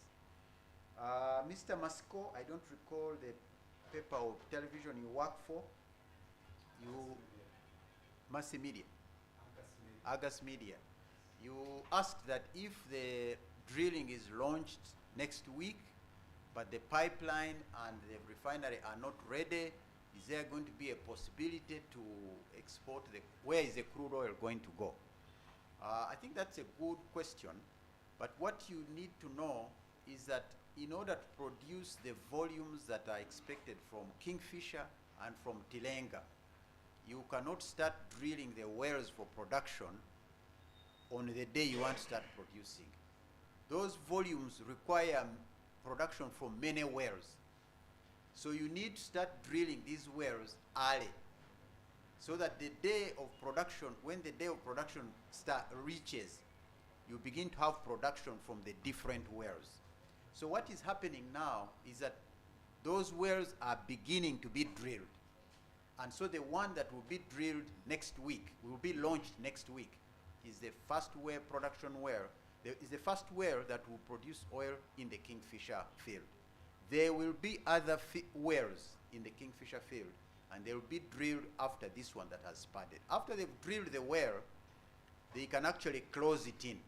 What they do after they've drilled it, they test its levels of production. They confirm that the production they expect is in the levels they expected, and they close it in, and they go and drill other wells.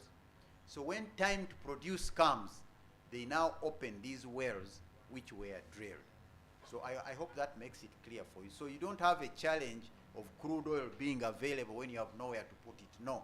You've drilled the well, you are sure it can produce the oil, you have closed it. This is very important because when you drill it, then you know that the oil is there and it is in the levels that you expected it, and your plans to produce it are fine.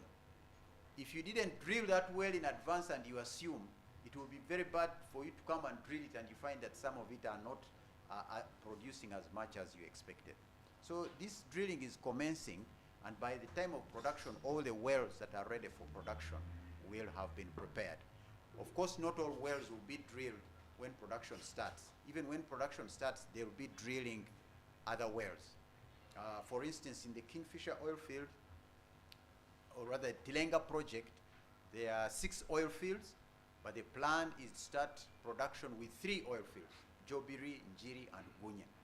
It doesn't mean the others will not be produced, but as the Honorable Minister explained, when you want to maintain the plateau, so you start with some, and as those ones you started with begin to reduce, you now bring on these other ones so that you can maintain the plateau for a long time. So I'd like to request maybe Director Ali first on the ECOP, on how the other countries may use it, and then the representative from UNOC will tell us about the progress of the industrial area. Then we'll have completed those questions. Director Ali. Can he speak from there, or he has to come? Okay. Here, in order to be consistent, I can finish my questions, then they will come in with theirs, since we have to operate from here. So we could take another set of questions. Please say your name and the age. Thank you. My name is Wandi Mike. I work with Uganda Radio Network. My first question to you, sir, is relates to Kingfisher and waste management. We are told that NEC is proceeding, but the preparation is not that late. Not what?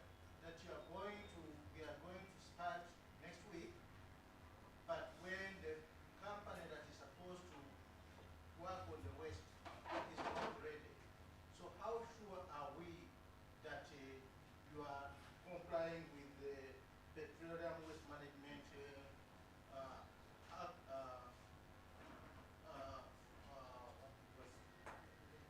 regulations? If you compare what NEC has and compare it with what Enviroserve has, you see a very big variation. So is NEC being exempted of certain provisions regarding the waste management? The other issue for me, sir, relates to the changes that are happening globally with regard to the refinery. Are we likely to see changes in configuration? Because by the time the feed and designs were done, time has passed. Are we going to see changes? And if so, are we likely to see change in the cost? Will it be $3.5 billion? Will it be 4.5? Will it be $5 billion? Thank you. Assad, use the mic next to you. We shall take Assad and two others and we'll close. So we'll take Assad's to go and the lady here, and we'll stop right there. Assad, you can use the mobile microphone.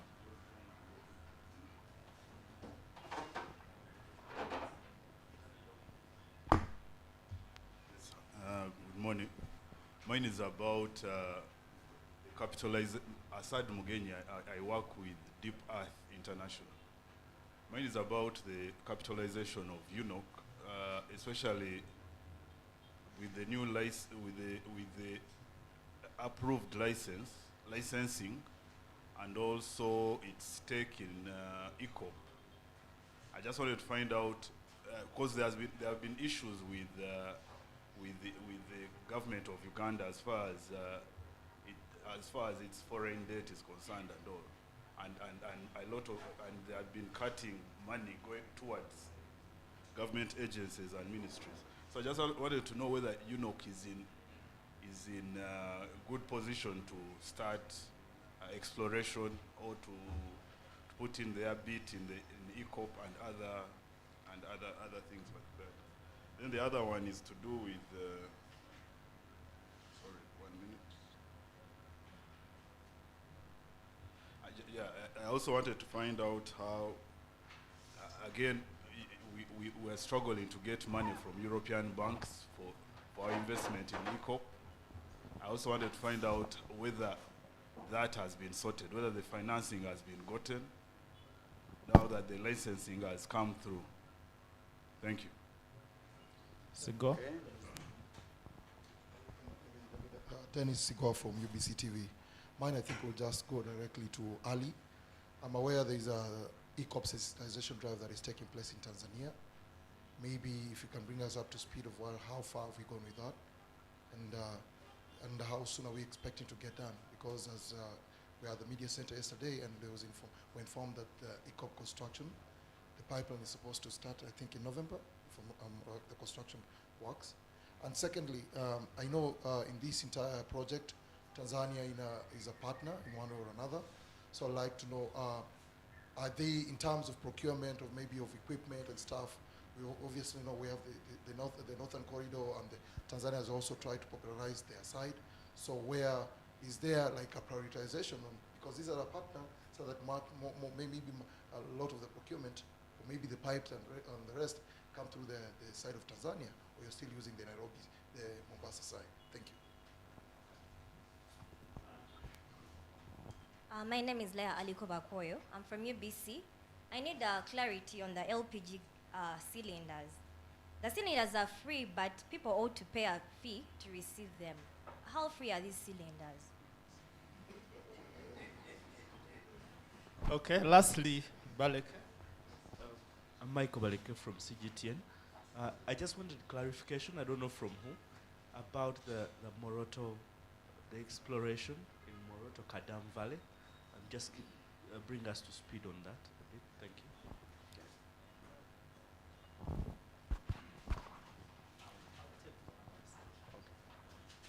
Thank you very much. Very interesting questions. My colleague from UNOC will take on the capitalization of UNOC and also the funding for ECOP, because he's a shareholder there. Waste management not ready for Kingfisher. The spudding is due on Tuesday next week. Our understanding is it is ready. If there is anything that is not finished, it should be done by that time. You certainly cannot spud a well when the waste management system is not ready.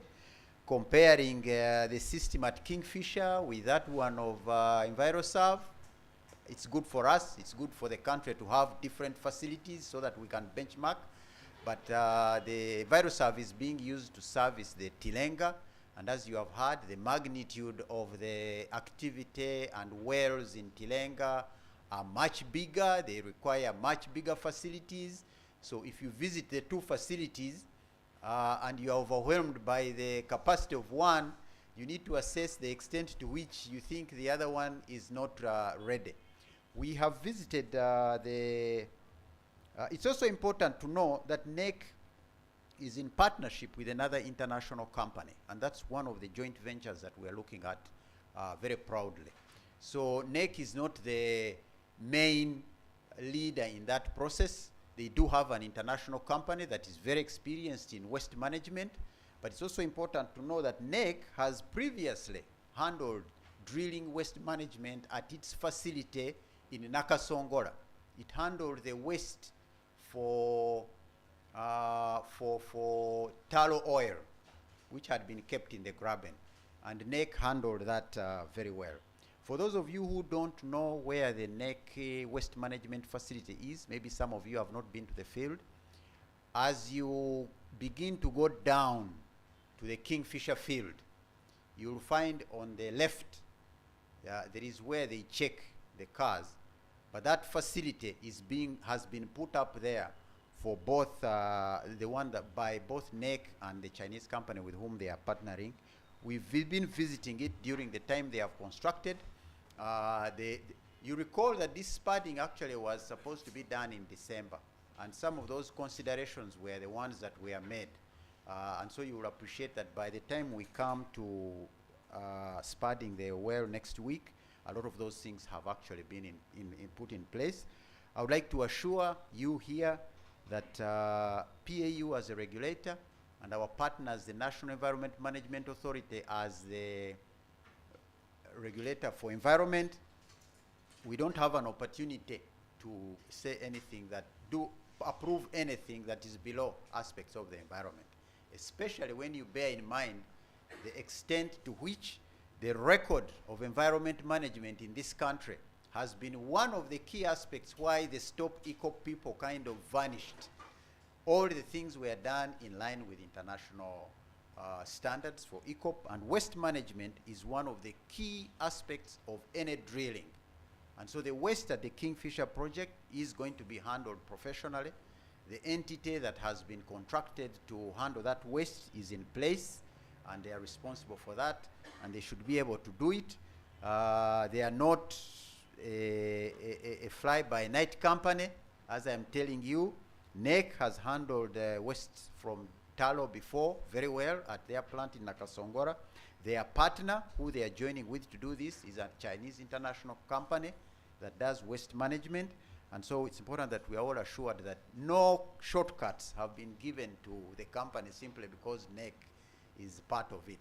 And they should be able to do a very good standard. I have no doubt that when you go there on the 24th, I guess some of you will be there, you will be able to assess some of these things, and some of these service providers are going to be paraded there so that you can understand the extent to which they are ready.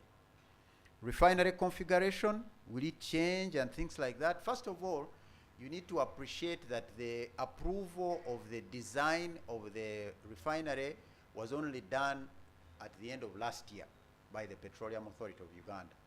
So the changes that you are talking about in international configurations of refineries were certainly taken into consideration before the approval of the design was done.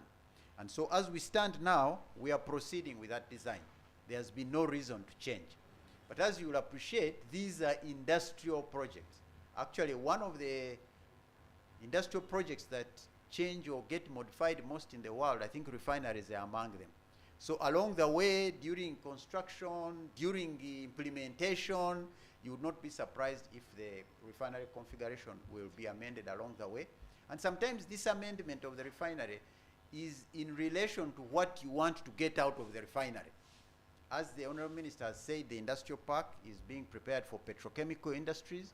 And so as the development of the industry and as the construction and implementation of the refinery happens, the country will also be assessing its petrochemical needs. And so they can go in there and say, well, maybe we can reduce on the amount of petrol the refinery is producing if it is going to give us an opportunity to increase the plastics which we are importing at a very high rate. So as a country, I think we are very this is a very big opportunity for the country that we have a facility that can go up and down. So all I am saying is that for now, the refinery is proceeding with a design that was approved at the end of last year. If those aspects come in along the way, it's not strange for any refinery around the world to have amendments like that that go along. Assad is the one who asked for the capitalization. That is going to be UNOC. Cost of the refinery. We have an estimate of about 4 billion, and you can correct that if we do, but the specific numbers will be when the FID is announced. The number announced at FID is a bit more specific, but for now we are working with a ballpark figure of about $4 billion. How free are these aspects of LPG, components of LPG? The representative of the minister here will give us that. And I think Mr. Baleke, his questions were specific to Ali. Is that correct? Mr. Baleke of CGTN. What was that? About the Moroto bit. Oh, Moroto, Kadam Moroto Basin. Okay, thank you very much. I apologize, I had not written that. Now, Kadam Moroto is on the frontier of exploration. In this country, we have areas like Kadam Moroto, which have not been promoted to foreign investment. And the ministry is going into those areas to assess the extent to which they have potential. When they complete that assessment, they will then put them on the international scene. Now it also includes our UNOC for investors to come and take on it.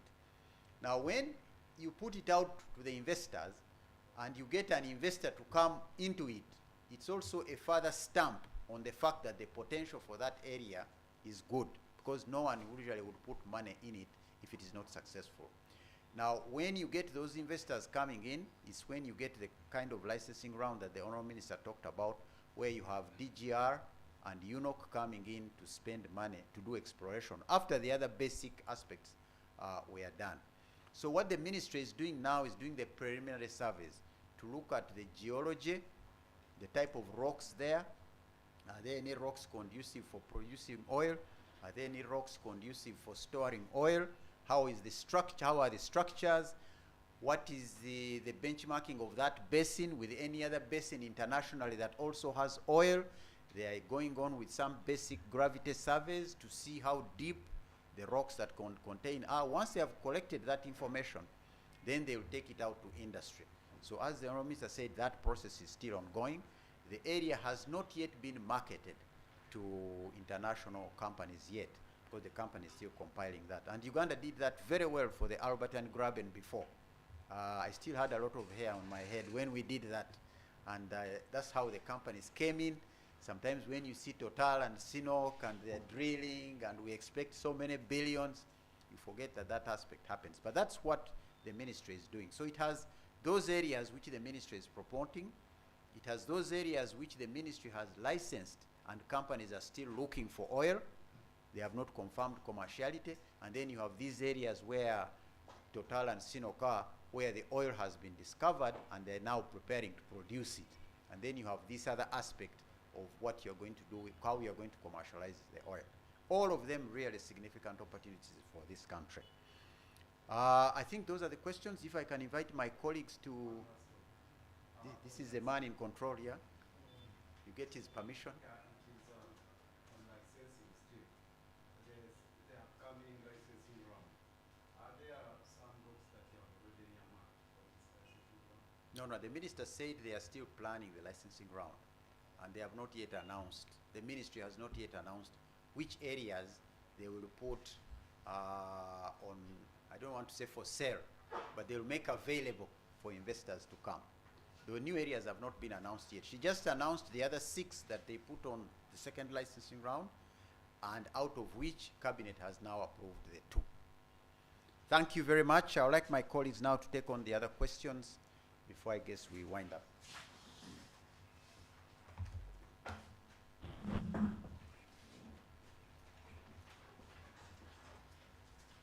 Okay. Thank you, Idi, and thank you, colleagues. Ali Sekatawa, Director Legal PAU, have been requested to clarify 2 issues, and both on ECOP. One is whether ECOP makes provision for other regional players like DRC and South Sudan to join later, and the answer is yes. ECOP was negotiated and designed as a regional infrastructure. So the intergovernmental agreement we signed between Uganda and Tanzania has a clause that makes provision that should any of our colleagues in DRC or South Sudan want to join, then we as Uganda and Tanzania are free to negotiate terms, special terms, for their joining of ECOP. So that's true. That provision also appears in the host government agreement that was signed between us and the company, ECOP itself, to say that we have this infrastructure, but it's being designed and negotiated as a regional infrastructure for the region, and therefore we have to leave open a clause for negotiating with the other people. The second is that the actual design, because there is the agreement, but there is the design. It's like how you construct this design. this house with a view that you leave provision for 5th floor if it stops at 4th floor. So the way it's designed is that there's provision for a tie-in for any of our colleagues from DRC and South Sudan, but also a potential tie-in should Tanzania also discover oil. Again, so it has two angles, the Tanzanian side and then this side. That's the first. The second question, again on ECOP, I think that was asked was the activities happening in Tanzania and whether there's provision for Mombasa and how far are they. ECOP now has 3 or 4 major activities which are ongoing.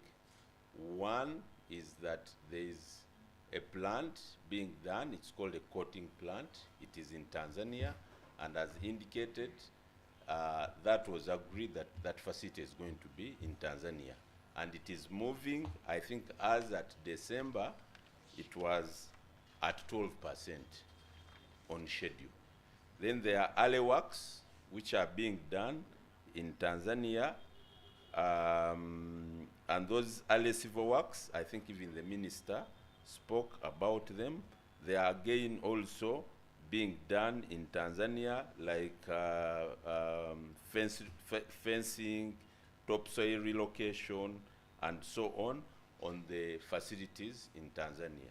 It is also true from what ECOP has prepared that because the pipeline is from Tanzania, there are many of the logistics. I think you are asking whether to use Mombasa or Dar.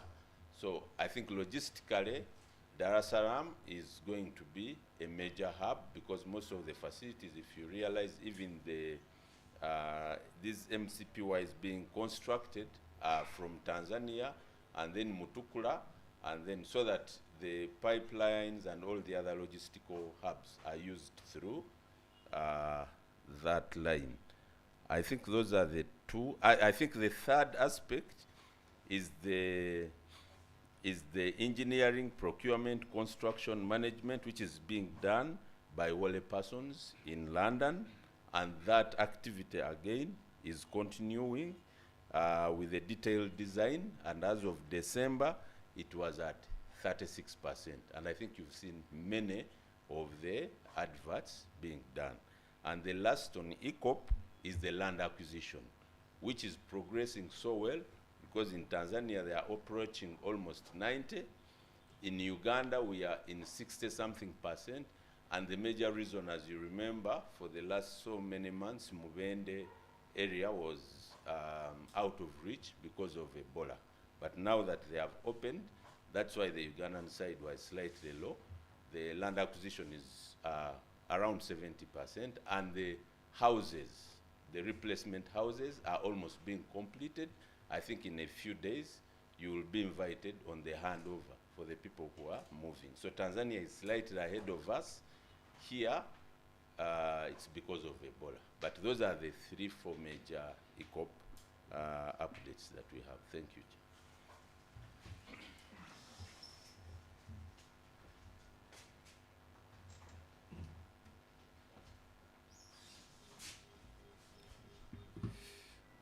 Good morning, colleagues.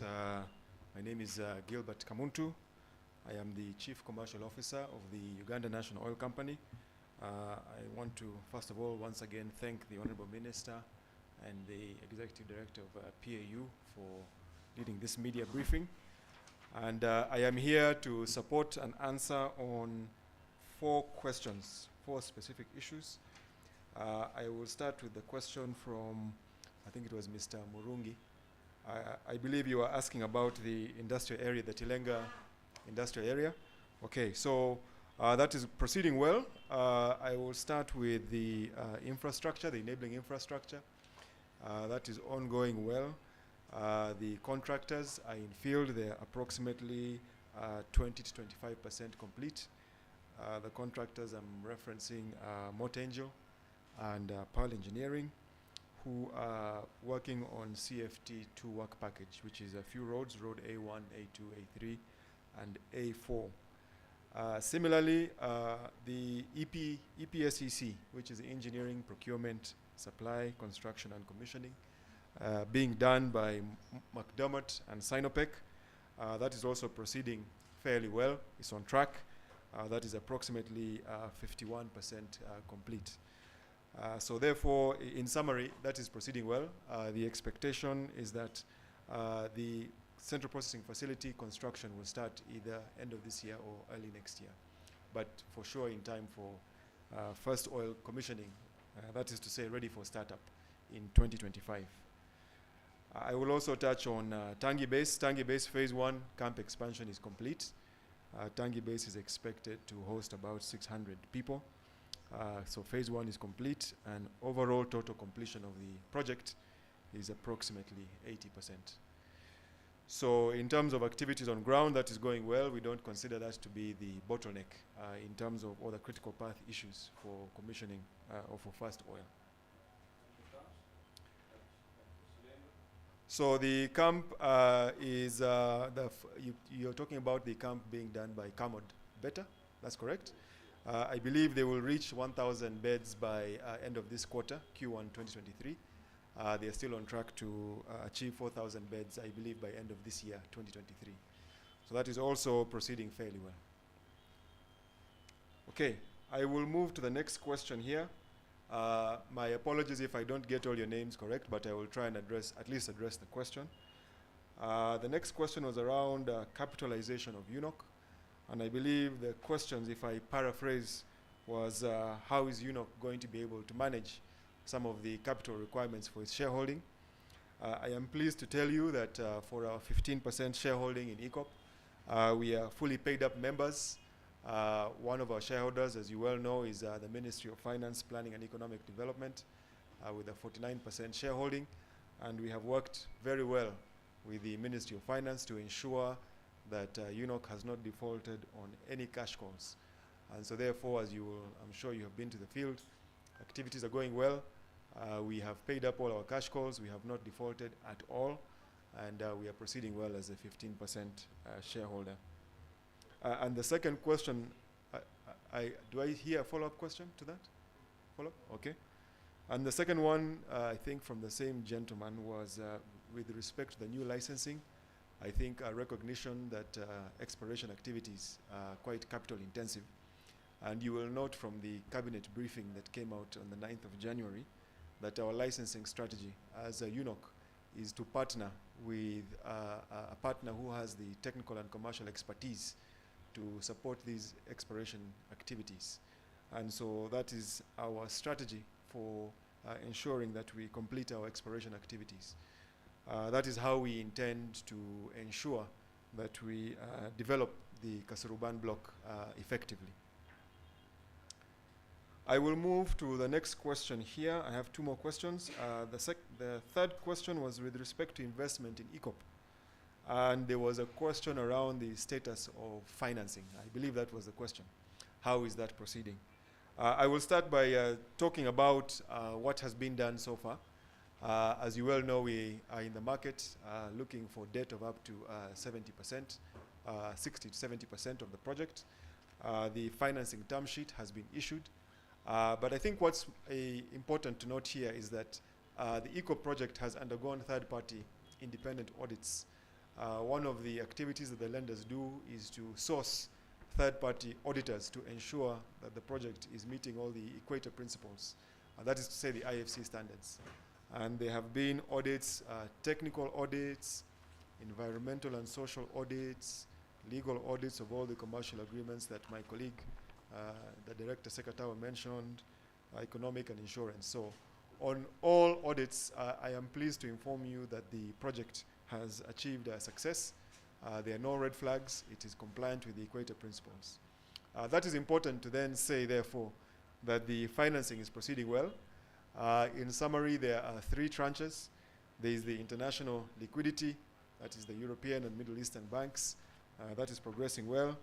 There is the African liquidity. We have several African banks that have already expressed interest and commitment to invest in this project, such as the Afrexim Bank. I believe you saw some of the announcements recently. And of course, there is Chinese liquidity. I can tell you we are proceeding well. We are approximately, I would say, 60 or 70% complete with the financing. It is true that we have had to, as a project, and I think the Honorable Minister mentioned, deal with what is considered unreasonable climate activism. But from a technical and commercial perspective and from an investment perspective, we believe we are proceeding well, and that will be concluded sometime this year, 2023. I think that was the third one. The last question was just really to add to the response from the Executive Director with respect to the configuration of the Uganda refinery. I think the only thing I would add is part of the design of the refinery was to manage our crude oil, the feedstock. As you know, our crude oil is waxy, high in wax, which is actually valuable for refineries of a certain kind, and low in sulfur. And so that was the current refinery design, is designed to handle that kind of feedstock. So if you talk about the feedstock design, the market trends that the Executive Director has talked about, and the petrochemicals, we do not expect that there will be any fundamental change in the design. I think just to support what he mentioned, what we may see is what we call value engineering optimization. As we get closer and closer to FID, or as we get into construction, there may be some value engineering. And the objective of that is to do at least two things. One is to reduce cost or to increase value, maximize value.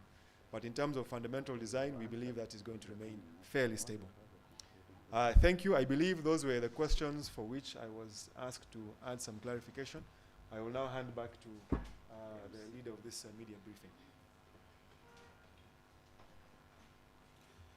Thank you very much. I'm going to respond to the last question on LPG. And the Minister alluded to it in a statement, the LPG distribution, free distribution of LPG kits. So the government invested money into acquisition of LPG starter kits. This has a cylinder, 13-kilogram cylinder, accessories, a hose pipe, and a regulator, plus a burner stove. That is what government is giving out for free. Now, the gas, you have to buy. We are giving the LPG, and the target is to give 1 million kits to Ugandans who do not have the cylinders already. So if you have one, you don't need to get another. They just work the same way. Government partnered with Total Energies, Shell, Vivo, and then Starbucks. The three companies provide the gas. However, for you to get the kits, you have to demonstrate that you can afford the gas. And the gas into that cylinder costs about 100,000 shillings. So when you are assessed, you fill a form, and your local council chairperson endorses on it to confirm that you live somewhere. Because we also need to track, where these cylinders are going. Upon finalization of the form, filling, then you have to pay for the gas, and then you take the free starter kit. It costs, the value of that, what government is giving you is about 600,000. And we are targeting 1 million Ugandans for now, households. We started this in Kampala, Mukono, and Wakiso. Soon we shall come and announce the other areas of the country where this distribution will be taking place, and you pick these starter kits from the respective petrol stations in those areas. So Starbucks, Total, and Shell. You go and pick a form, and your LC signs on it. You attach your national ID, and then you go back to the station with money for the gas. That is the little contribution, and we've been asking the LCs not to charge the people to endorse on the forms. Some LC chairmen had started that habit of also asking for money. And we are saying, this is a government program, so just support your people, get these kits, so they can only pay for the gas. Thank you very much. So I'll invite the ED to make the closing remark, and we close this briefing. So you're most welcome, ED. Thank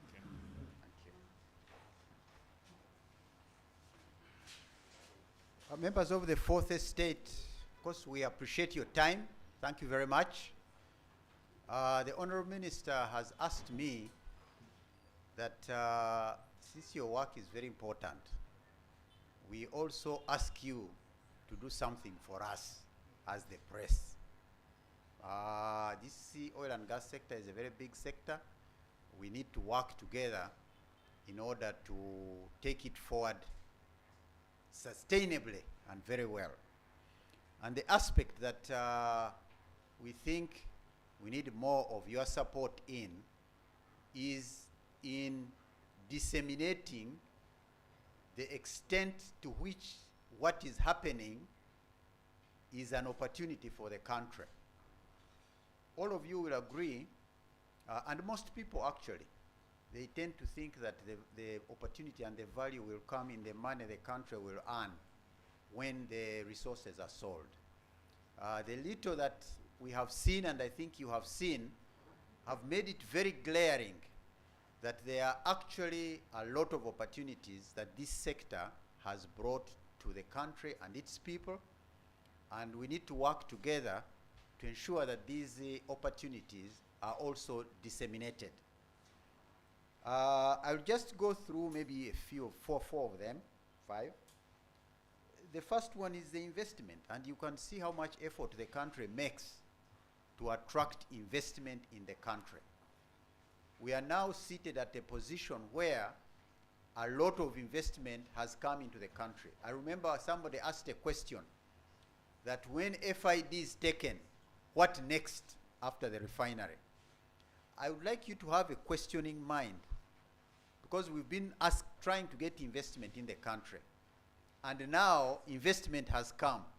I think it would be a very good question if you asked, so what next? Let us try to probe and see what this large investment has brought to our country. And we need to partner with you in this regard. The Honourable Minister, the other Minister also presented the opportunities for employment, and also one of you followed them up. This is a big opportunity that you need to see happening. I think it would be good if you, the journalists, actually went and found these people who have got these employments, and you begin to ask them and portray them on in your papers, in your televisions. When I went to supervise at the Tilenga project, I found some very young ladies engineers who were on a well pad, and they were working to install this well pad. These people were so excited, they said, we must take pictures with you and so on. We would like to request that you, the Fourth Estate, actually go and pick out this level of excitement which has come as a result of this employment. What am I saying? That there is a lot of excitement about the opportunities this sector that has brought, and we are requesting you to, I don't know whether help us or work with us to bring up this excitement. When you come to the provision of goods and services, as the Honourable Minister said, we have seen 187 Ugandan companies getting contracts, large contracts, and they are very busy implementing these things. It would be nice if you, the Fourth Estate, actually brought this out and say, this is already happening to our country. Skills development. You need to get to those schools that are certifying these people who the minister said. You find Ugandan technicians, young men and women, being given American Welding Society certification in preparation for them to work in the oil and gas sector. They are now on the American Welding Society website all over the world. So somebody in Tokyo can actually go on that website and pick these Ugandans from Bulisa and whatever. Skills development opportunities that have come up. You should visit these institutes which have been certified and see the effort they have made to really change themselves around. They have very admirable equipment in these laboratories, and they are training people. It took His Excellency the President last week to actually go to Chigumba and witness this, because it's really transformational. SMEs, you know, every time in our life they talk about small and medium enterprises. They lack this, they lack this, they need to be trained in this. But as part of this effort, over 2,000 SMEs have been trained in this country. And when you hear the stories of these SMEs, they are really very exciting. They have change, they have books, they have bank accounts, they bid for contracts and get these contracts. The companies, I think the Honorable Minister mentioned it, the companies that have come in this economy of ours, Total is a $150 billion company. CNOC is a $50 billion company. Nabbanja is, I think, $37 billion company. Sinopec is an $80 billion company. McDermott is the best engineering company in the world, and they are here for so many billions. Here we have to work together. What do we do? This opportunity is here, and we are not, I think you can, I don't know, you can disagree with me. I think we can work together to disseminate this opportunity more. You will agree with me that if these opportunities were in some other countries, they would really be beating the drums, showing the pictures and things like this.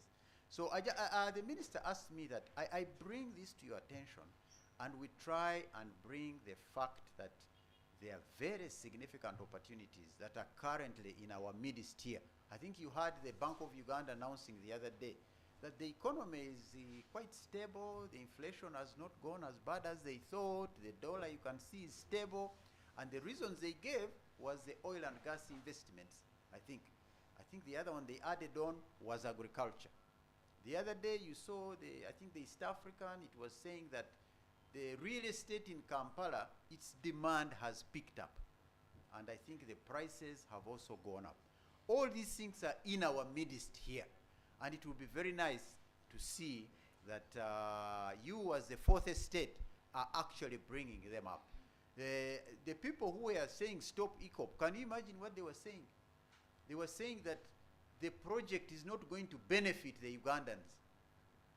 That Total is using Uganda so that it makes profits. You know, in these areas where they are acquiring land, in just the Tilenga project area, they are sinking 14 million United States dollars to pay the people for that land. Now you think about it. 14 million, I think $1 million is about 3 trillion shillings, isn't it? 3 billion, 3.6 billion. So 14 is 14 times as much. Can you imagine any part of Uganda you go and actually sink that amount of money? This Kingfisher, they are sinking about 2 million United States dollars. ECOP, they are sinking, I think, $27 million. In this, just think about it, that this money is going into this Okopo. Of course, people complain that land is a problem, but the truth of the matter is that this is a shaming for all of us who have gone to school. Because the land in this area used to cost maybe 5,000 shillings an acre those days. I was in Bulisa those days. It was peanuts. Now this land costs millions of shillings. So that change, you will agree, is a very significant opportunity for that part of Uganda. And so for somebody to go there and pick 8 people who want to earn more money from their land and keep showing them around, and they forget the other thousands who are actually appreciating. So we want to work with you.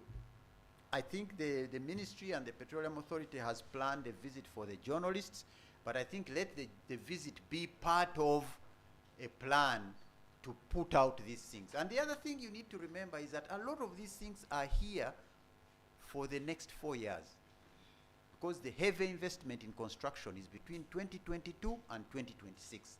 After 2026, we shall be in operation and maintenance.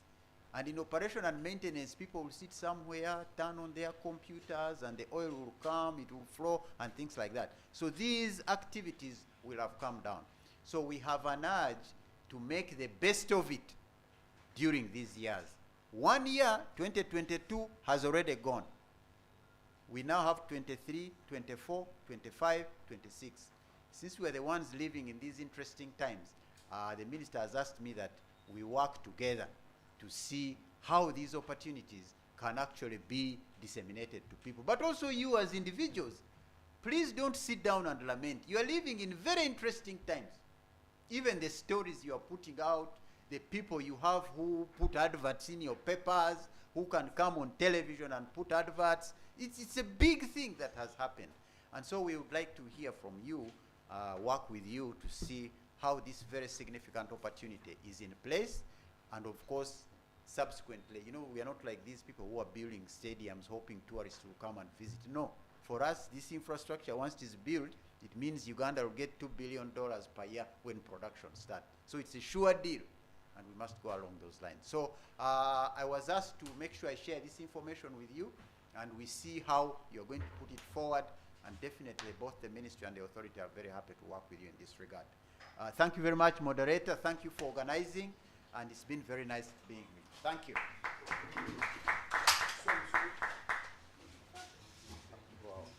Thank you. Thank you, members. Please join us for breakfast here. And Thank you. we remain available for the one-on-one interviews as and when. It doesn't have to be now, but we can always interface with you. Thank you. Yes, I know that. That's manifestos.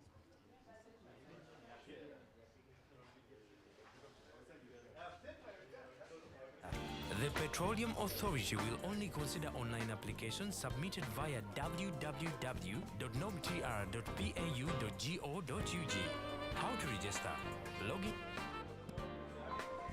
The Petroleum Authority of Uganda is mandated to monitor and regulate oil and gas activities in Uganda. In order to capture the demand and supply of Ugandan manpower relevant to the oil and gas sector, the Petroleum Authority of Uganda invites applications from all eligible Ugandans for registration and qualification to the National Oil and Gas Talent Register. The National Oil and Gas Talent Register is a talent pool that will improve the visibility of Ugandans for possible employment in the oil and gas sector. The Petroleum Authority will only consider online applications submitted via www.nogtr.pau.go.ug. How to register? Log into www.nogtr.pau.go.ug/register. Kindly fill in all the fields below with all the correct information and valid national ID number. Ensure you read and accept the terms and conditions.